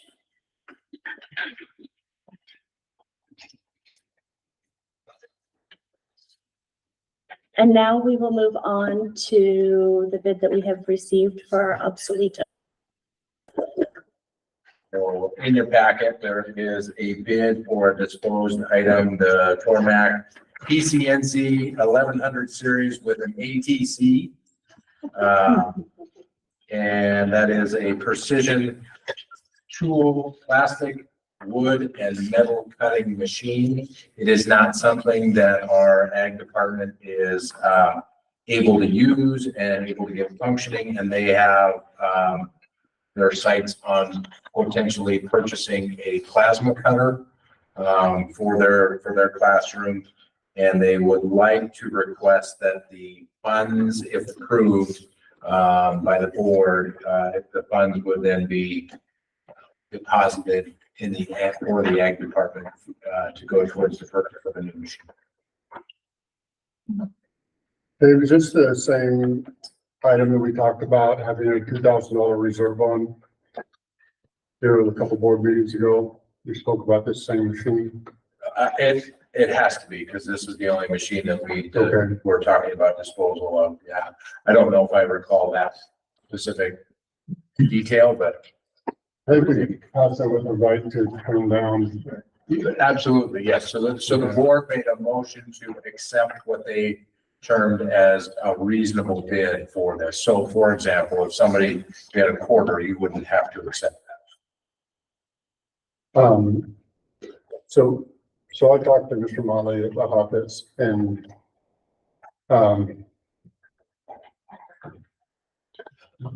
the product that I wanted to buy is about $30,000. So I'm gonna try to raise that money so that the system can get in place and get going, hopefully by Christmas. I would be happy to meet the minimum that he put on this for value. I also know that they have a wood lathe that is borderline unsafe. That I would like to, it's probably not the right time, but since I'm talking about it, I'd like to bring it up, and for, $3,000 or something, I'd like to figure out a way to get that replaced.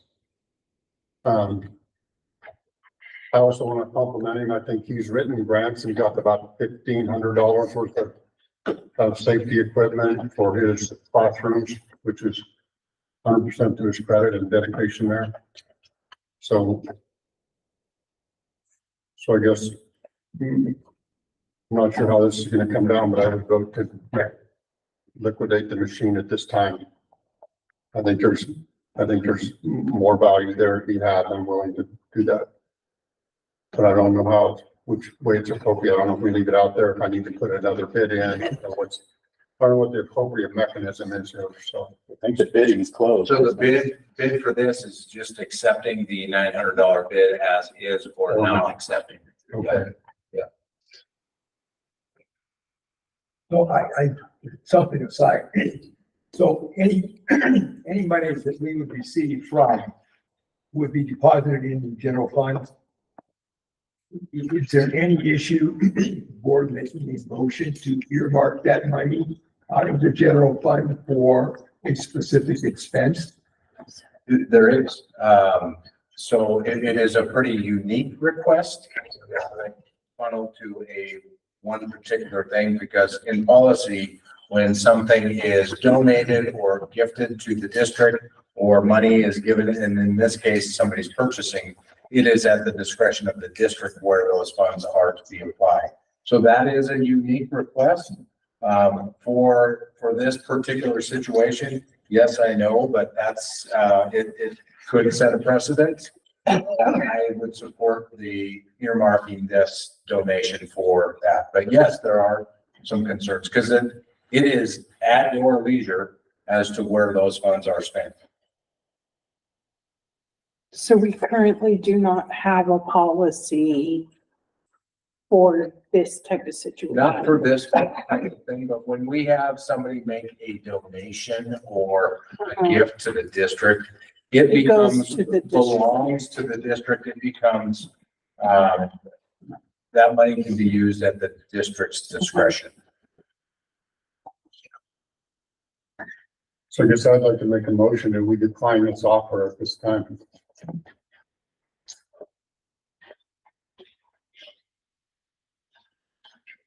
I'm curious to see what, I would like to see and I'm looking, but I'm not finding them just yet, the minutes to see what that formal decision was, just to make sure that we're not deciding against ourselves. Do we remember what board meeting we made that out? I don't see it in these from August. In Was the it early July? August meeting, I think it was the August. It would have been the July meeting. That's what I was saying. So the July meeting, Were there multiple bids and how long was this out for bid? this was out for bid for quite a while because we skipped a month. When we accepted bids, this is the only bid that we received for the item.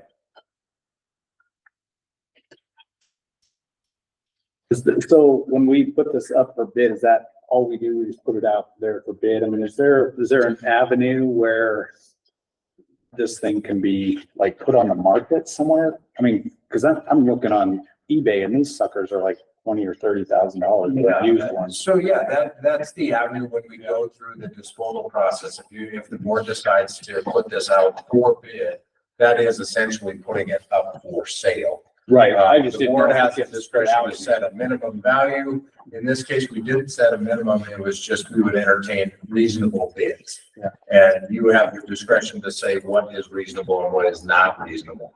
So it is at your discretion as to whether or not you accept the bid or not. And then it is also at your discretion whether or not you earmark, if you do accept the bid, if you earmark those funds for a particular department or item. And there's language that speaks to that part of the process in policy 7251 under disposal of school items, with a vote. Dan, what were you going to say?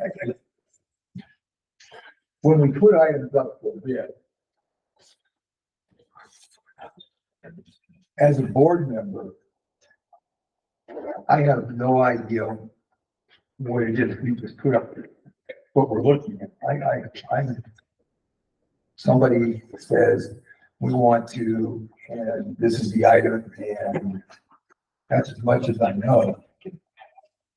As I now reflect back a little bit, when we bring items to the board for disposal that have maybe more value, or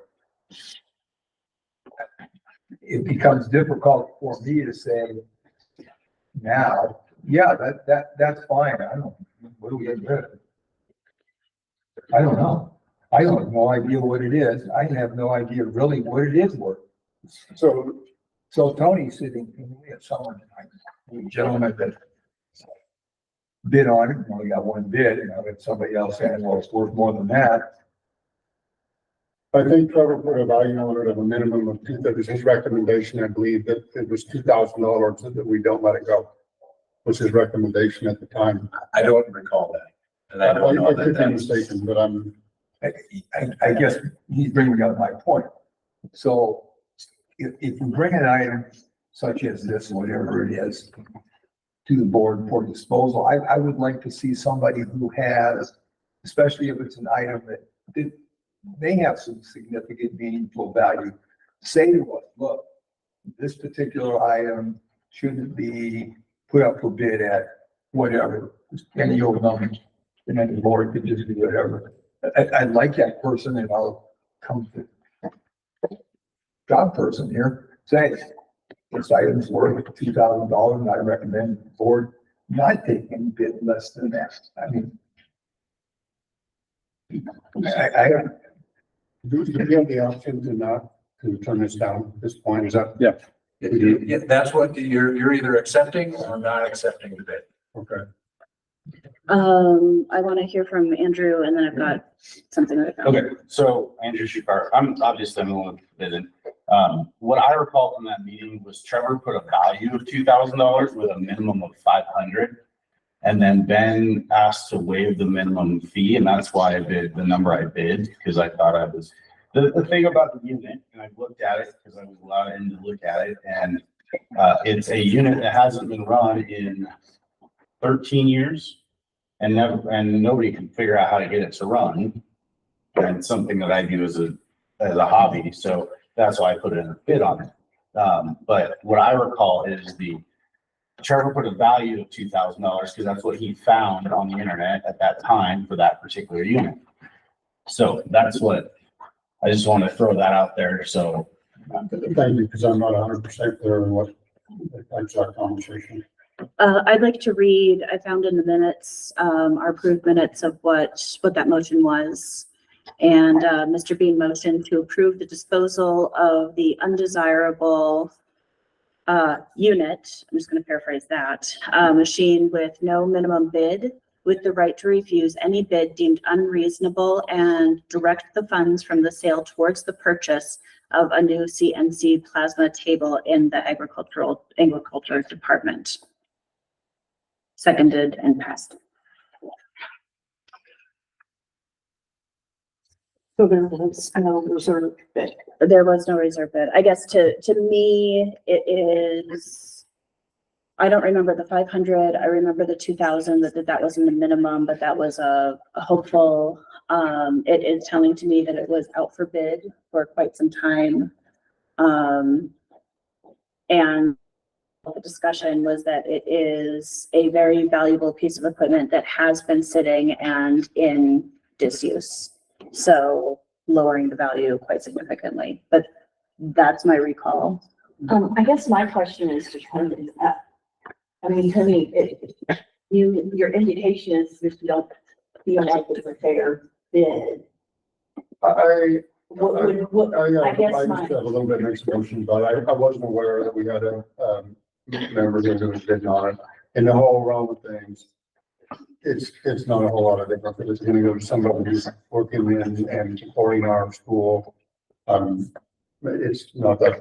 Well, I guess my question is, Tony, is that if we were to reject the bid, what would you want our next step to be in disposing of that property?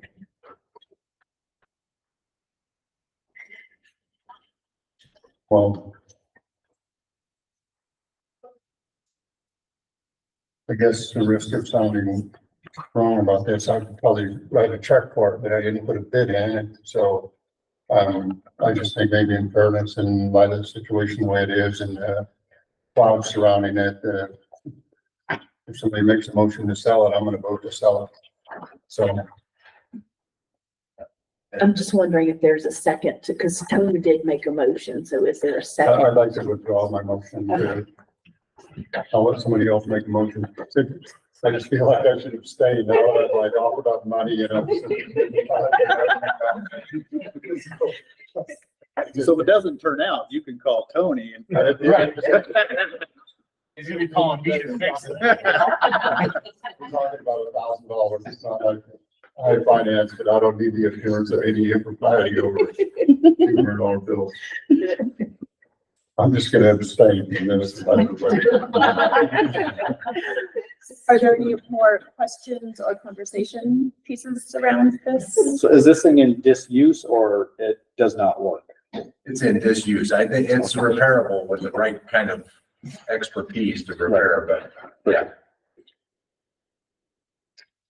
Would anybody care to make a motion? I would be glad to make a motion. Fran, what's your I motion? motion to accept the $900 bid for the Tormac PCNC 1100 series and ATC, and the funds from the sale of this item be designated to the Agriculture Department. Second. We have a motion and a second. Any further board discussion? Should we clarify even in the ag department so it doesn't just get filtered off to whatever? Because they want it for a plasma table. Right, but we would deposit it within the ag department's budget. And I think that, isn't that what? That is what I said, into the Yeah. Agriculture Department. Any public comments? Okay, we have a motion and a second to accept the $900 bid for the units and the funds of the sale of the item being designated to the agriculture department. All those in favor, please say aye. Aye. Any opposed? All right, motion passes. Thank you. Stephanie, I'd like to, on our next item, I'd like to request that we table the consideration to approve international credit.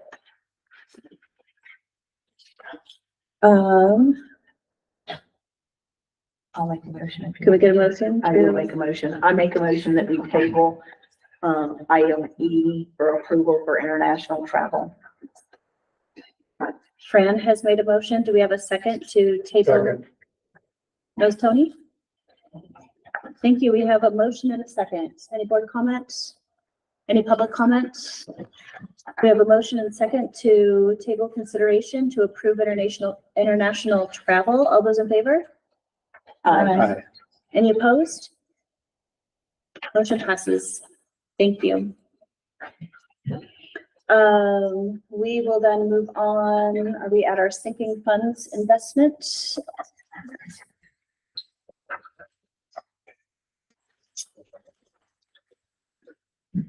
Okay, so you have a handout at your tables, but we have a CD number 0546 that matured on September 3rd that needs to be reinvested.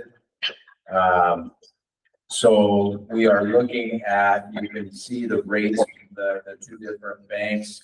But we're looking at the potential of combining this CD with an existing CD on top of adding to that new tax revenue together to create one larger CD.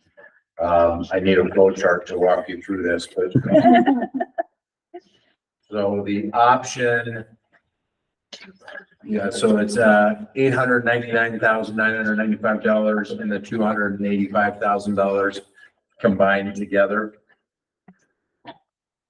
with First Security Bank or Farmers Bank. So those are your choices for this particular. And then, farmers gave one other option, which they've done a couple different times. I didn't ask for that option when I presented it. So they also gave the third option, which I put down there, which would be combining, that total, the $899, almost 900,000 plus the 285 with an existing CD that, doesn't mature until July of 25. At the 4.85, so that's an option. If you guys would like to do that. And that CD has a balance of 583,000, so it'd be quite a large CD. You would just be combining all those funds together. So that's up to you if you'd like to do something that's kind of off, a little bit different, and you have a little bit higher rate. Granted, it would only be for, it wouldn't be for a whole year or for 6 months. So those were the options, but what I asked each of the financial institutions for was either a 6 month or a 12-month option. So July, that's about 10 months. Yeah, and the sinking fund is done. We'll be so glad. Or at least this gal will be glad. I'm June of 26, so. Christine, have you done the math and seen what the difference is in the interest, the dollar amount on the 12 months at the 462 and 425? What the difference in the money is to the school? I haven't actually sat and done the math because they're not actually telling you the interest rate. They're actually telling you the annual percentage yield, which is, they're not telling you the interest rate. They're telling you the yield, so that they're telling us what it's going to make. And that's compounding depending on how they're compounding the interest. So they're not actually telling us what the rate is. You can kind of surmise from what it. Your yield is usually a titch higher than your rate. Right. Yeah. So I know like at the credit union right now, we have a 6-month CD at 5% APY, but the APR on it is, I believe, something in the 4.82 range.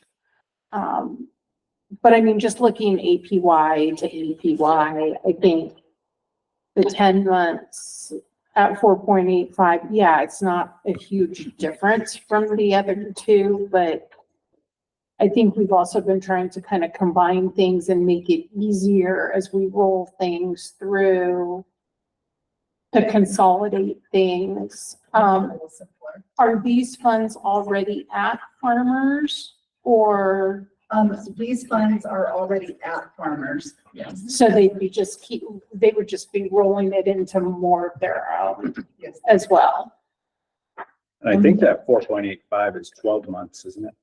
According to. I think it originally was, Did they- but did they it's drop that they're rolling it into an existing CD.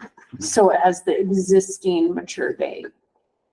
That 4.85 in option 3. I was just looking at the email that's in there. I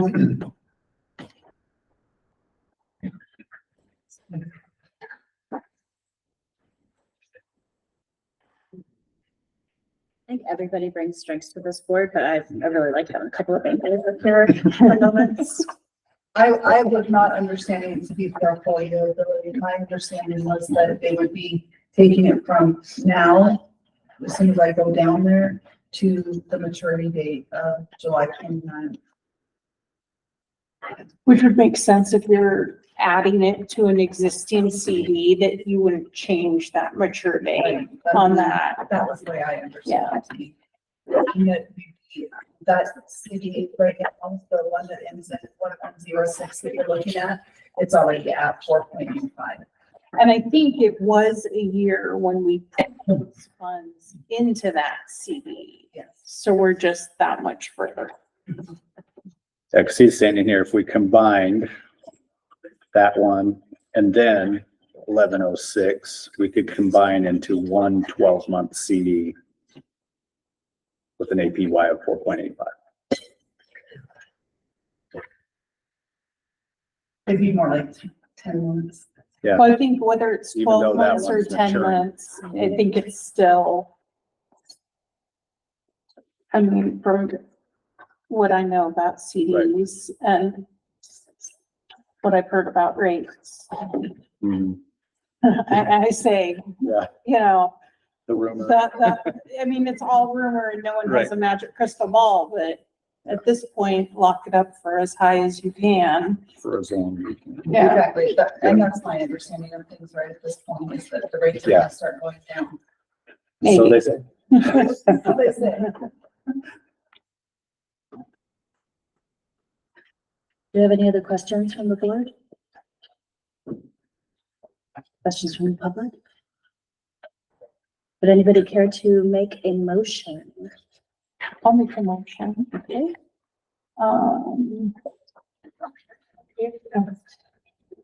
I move to reinvest the $899,995 plus the $285 with balance of CD 705011106, approximately $583,863 with Farmer State Bank at 4.85 APY. We have a motion. Do we have a second? Second. Jennifer made the motion, Fran doing the seconding. So we have a motion to combine our tax dollars with our maturing CD and rolling it into the 4.85 APY at Farmers. Any further board discussion? Any public comment? All those in favor? Oh, I'm sorry. I need to abstain to a family member being employed by one of these banks. And so do I. I don't know what that does to our. We still have, oh, no, we don't. We wouldn't have a quorum. We won't have a quorum. We won't have a quorum.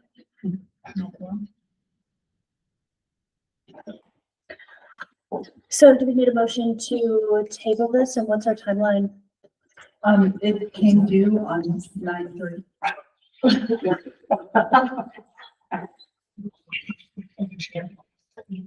Could we?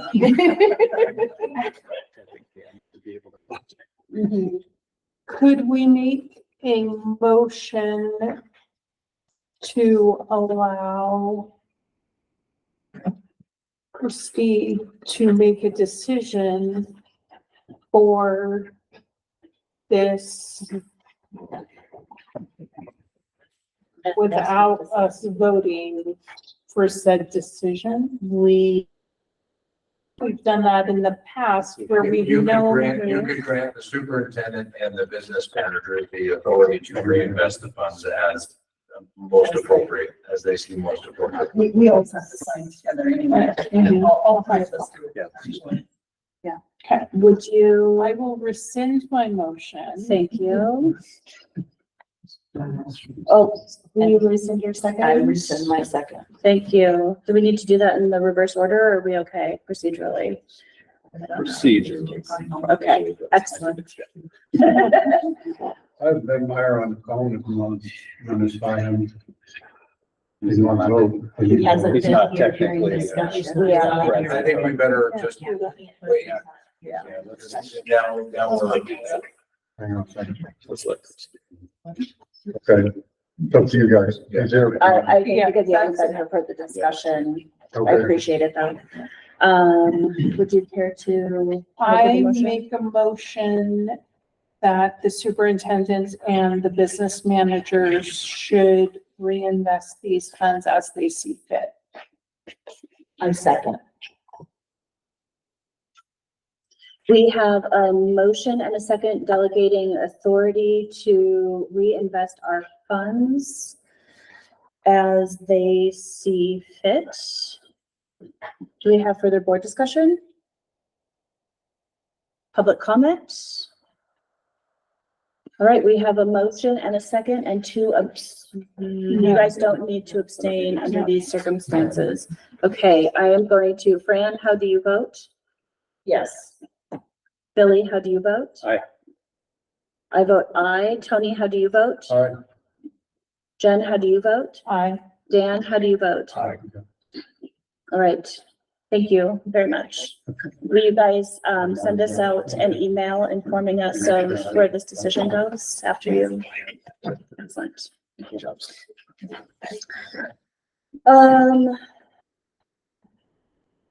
Let's see, and then Ben is on the phone. Ben, are you staying or going? He's gone. He's gone, okay. Joining them? I don't know. Okay, so just let's see that. Not the intention. Okay, I have lost my spot, but I believe we have one piece of business left. yes, so we have a request for leave of absence from Shonda Gum. And this is you, on your table, you have a letter, email from Shonda requesting a leave of absence. This is a leave of absence for the next school year, so 25-26. So she has respectfully put this way out in front. Has plans to finish this school year, but her request is to take the next school year off. So this is way in advance. I would recommend that we, grant this leave of absence for that one. You're welcome to say something if you like. I think your letter speaks. I'd like to just let that stand.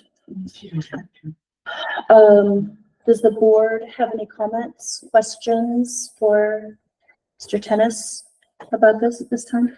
I just have one comment. I want to thank you for not waiting to make this request because it does give us, it gives the administration time to deal with this. And so we appreciate the fact that you have enough respect for our district that you put this ahead of time so that we can make plans ahead of time. That's not just about me. But I will be back. Yes. And thank you for planning to come back. Please. I just want to say that, I'm very proud of you because we are all about, we really want to show that family does come first. And that's product comes through myself, my family, and excited to have you back. I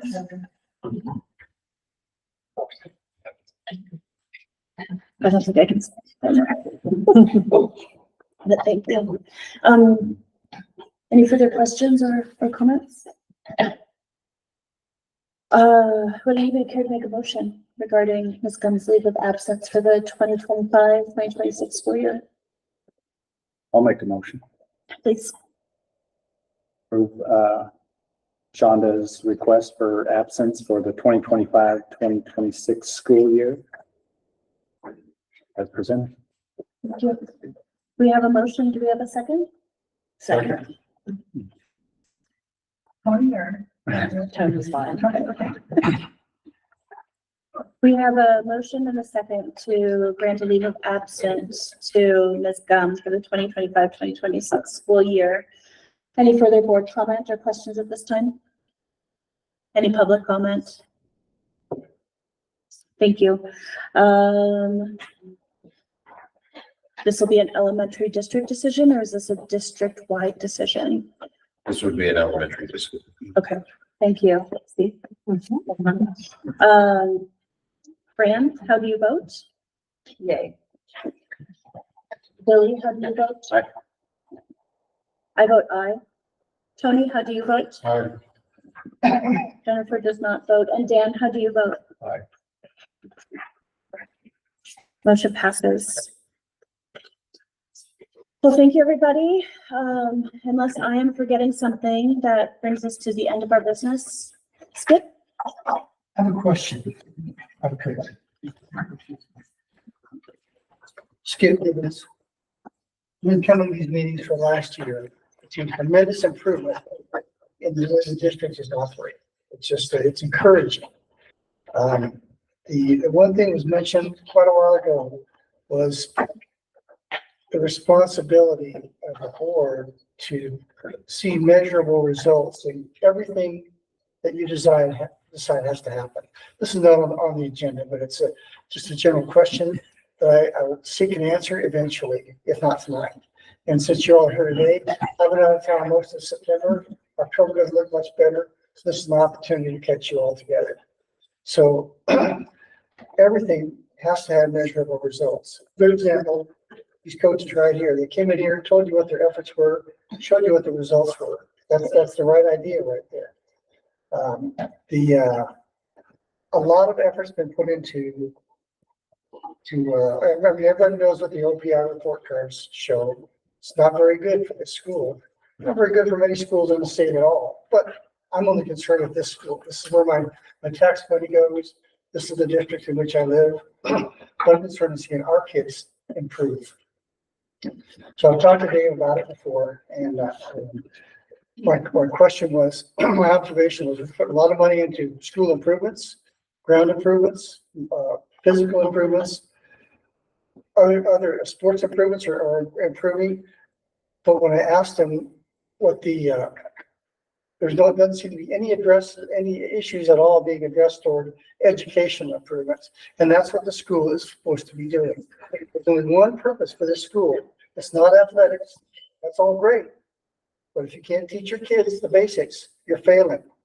And right now, what I'm seeing on the OPR report cards, because that's the only measure I have with which to observe anything, is that the school is failing. That's not to say that they're ultimate failure, because we've talked, a lot of kids are doing great. But if you see, if the OPR report card says 25% of the kids in a given class can't read, that's a problem. And then the next 25% can't read quite up to grade level. That's a huge problem that doesn't seem to be addressed. So I asked Dave, how are you gonna do this? And the problem is the OPI standards for testing.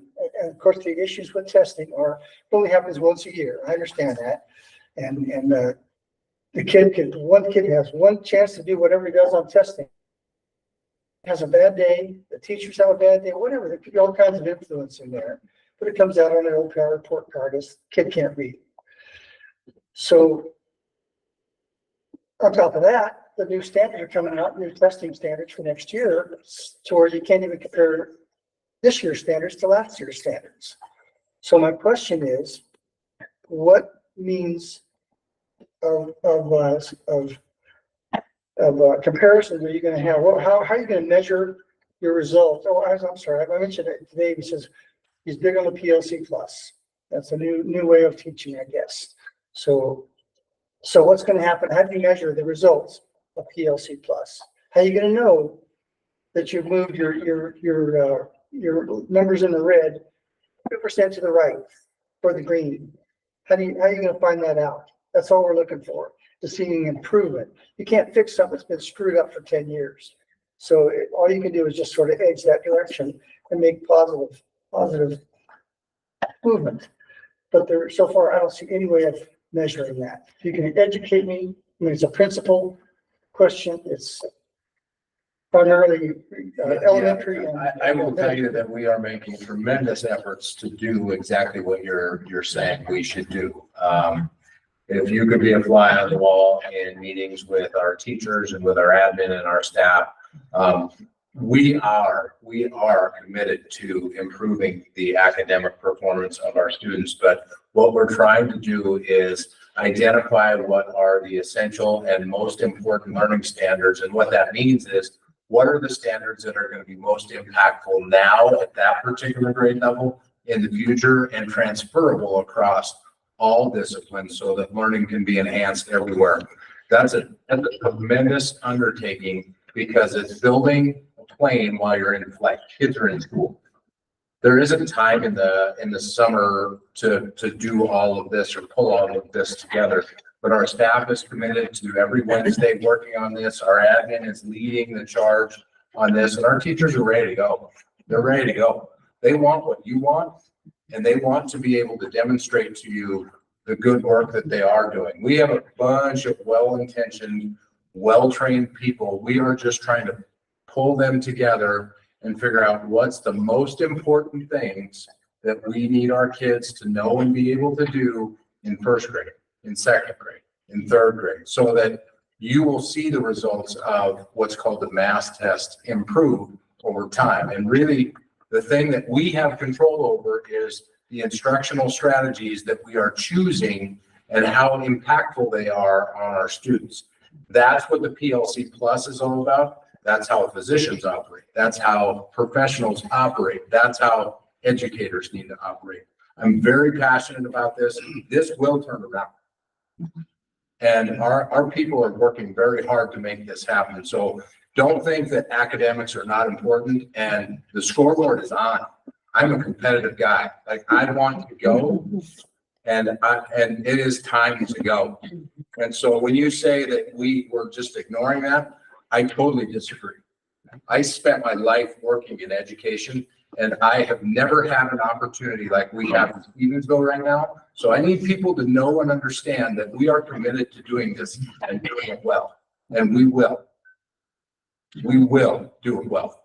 Let me correct the misconception. No way did I say you were ignoring it. I'm saying it was never mentioned in any public capacity that anything was being done toward that, until I asked you about the PLC, until I asked you, and then you clarified it with me, which is great. And my question still stands. You mentioned a math test. That's a measure right there. But that's not measured out here. I mean, you talk about, you have to decide what's important. What's different in what you decide what's important this year versus last year or the year before? those things can't be changed. That's gotta be a pretty standard thing, especially in younger years. Reading is pretty fundamental. How do you teach a kid to read? So Skip, I'd like to address a little bit of this. Yeah. In fairness to Dave, and I'm quite ahead with him on this, quite a bit, but we have a lot of brand new leadership in our school. And for me, I can tell you the level of trust is about 500 times higher than it has been in the past about getting unfiltered information. And so I think that you will see things start to turn around very, very quickly, because when you can get good information, you can make better decisions on how things get done. And I think that the staff that we have on board now, and I think the atmosphere in the school and with the teachers is such that you will see a dramatic turnaround in very short order. And I'm embarrassed about our OPI score as well. And I'm everything I think I can do, but sometimes these things are harder to turn around. They're bigger objects that turn around. It's a huge, it just takes more time than the average person would think, I believe, to get this done. And so having brand new staff on board that has an extremely positive attitude and the way that the school feels and the teachers are more forthcoming in the school when I walk up and down the hallways, I think there's a dramatic change. And I think the turnaround is, your expectation may be exceeding mine at this point, but I think you'll see dramatic good results on this. And so That's my question. How do I see the results? What are the results you're looking for? How do you measure those results? So mention them that. So we'll measure them in tests. We'll measure them in our OPI report as they come up. well, the OPI report's not valid anymore because it's starting over again. So then I guess we'll measure it in the tests of our own internal system, but there's so many moving parts of this. It's hard to come up with fix every single thing in 5 minutes. And I think we made a lot of progress in the school. I think so too. And I'm going to keep working at it. And so, maybe I'll have a better answer for you in a week or two, and I have a chance to talk to people and figure out how that works. But I can tell you, academics is huge on my list. It's the single biggest thing that we do here. And I realize sport gets lots of attention. So it's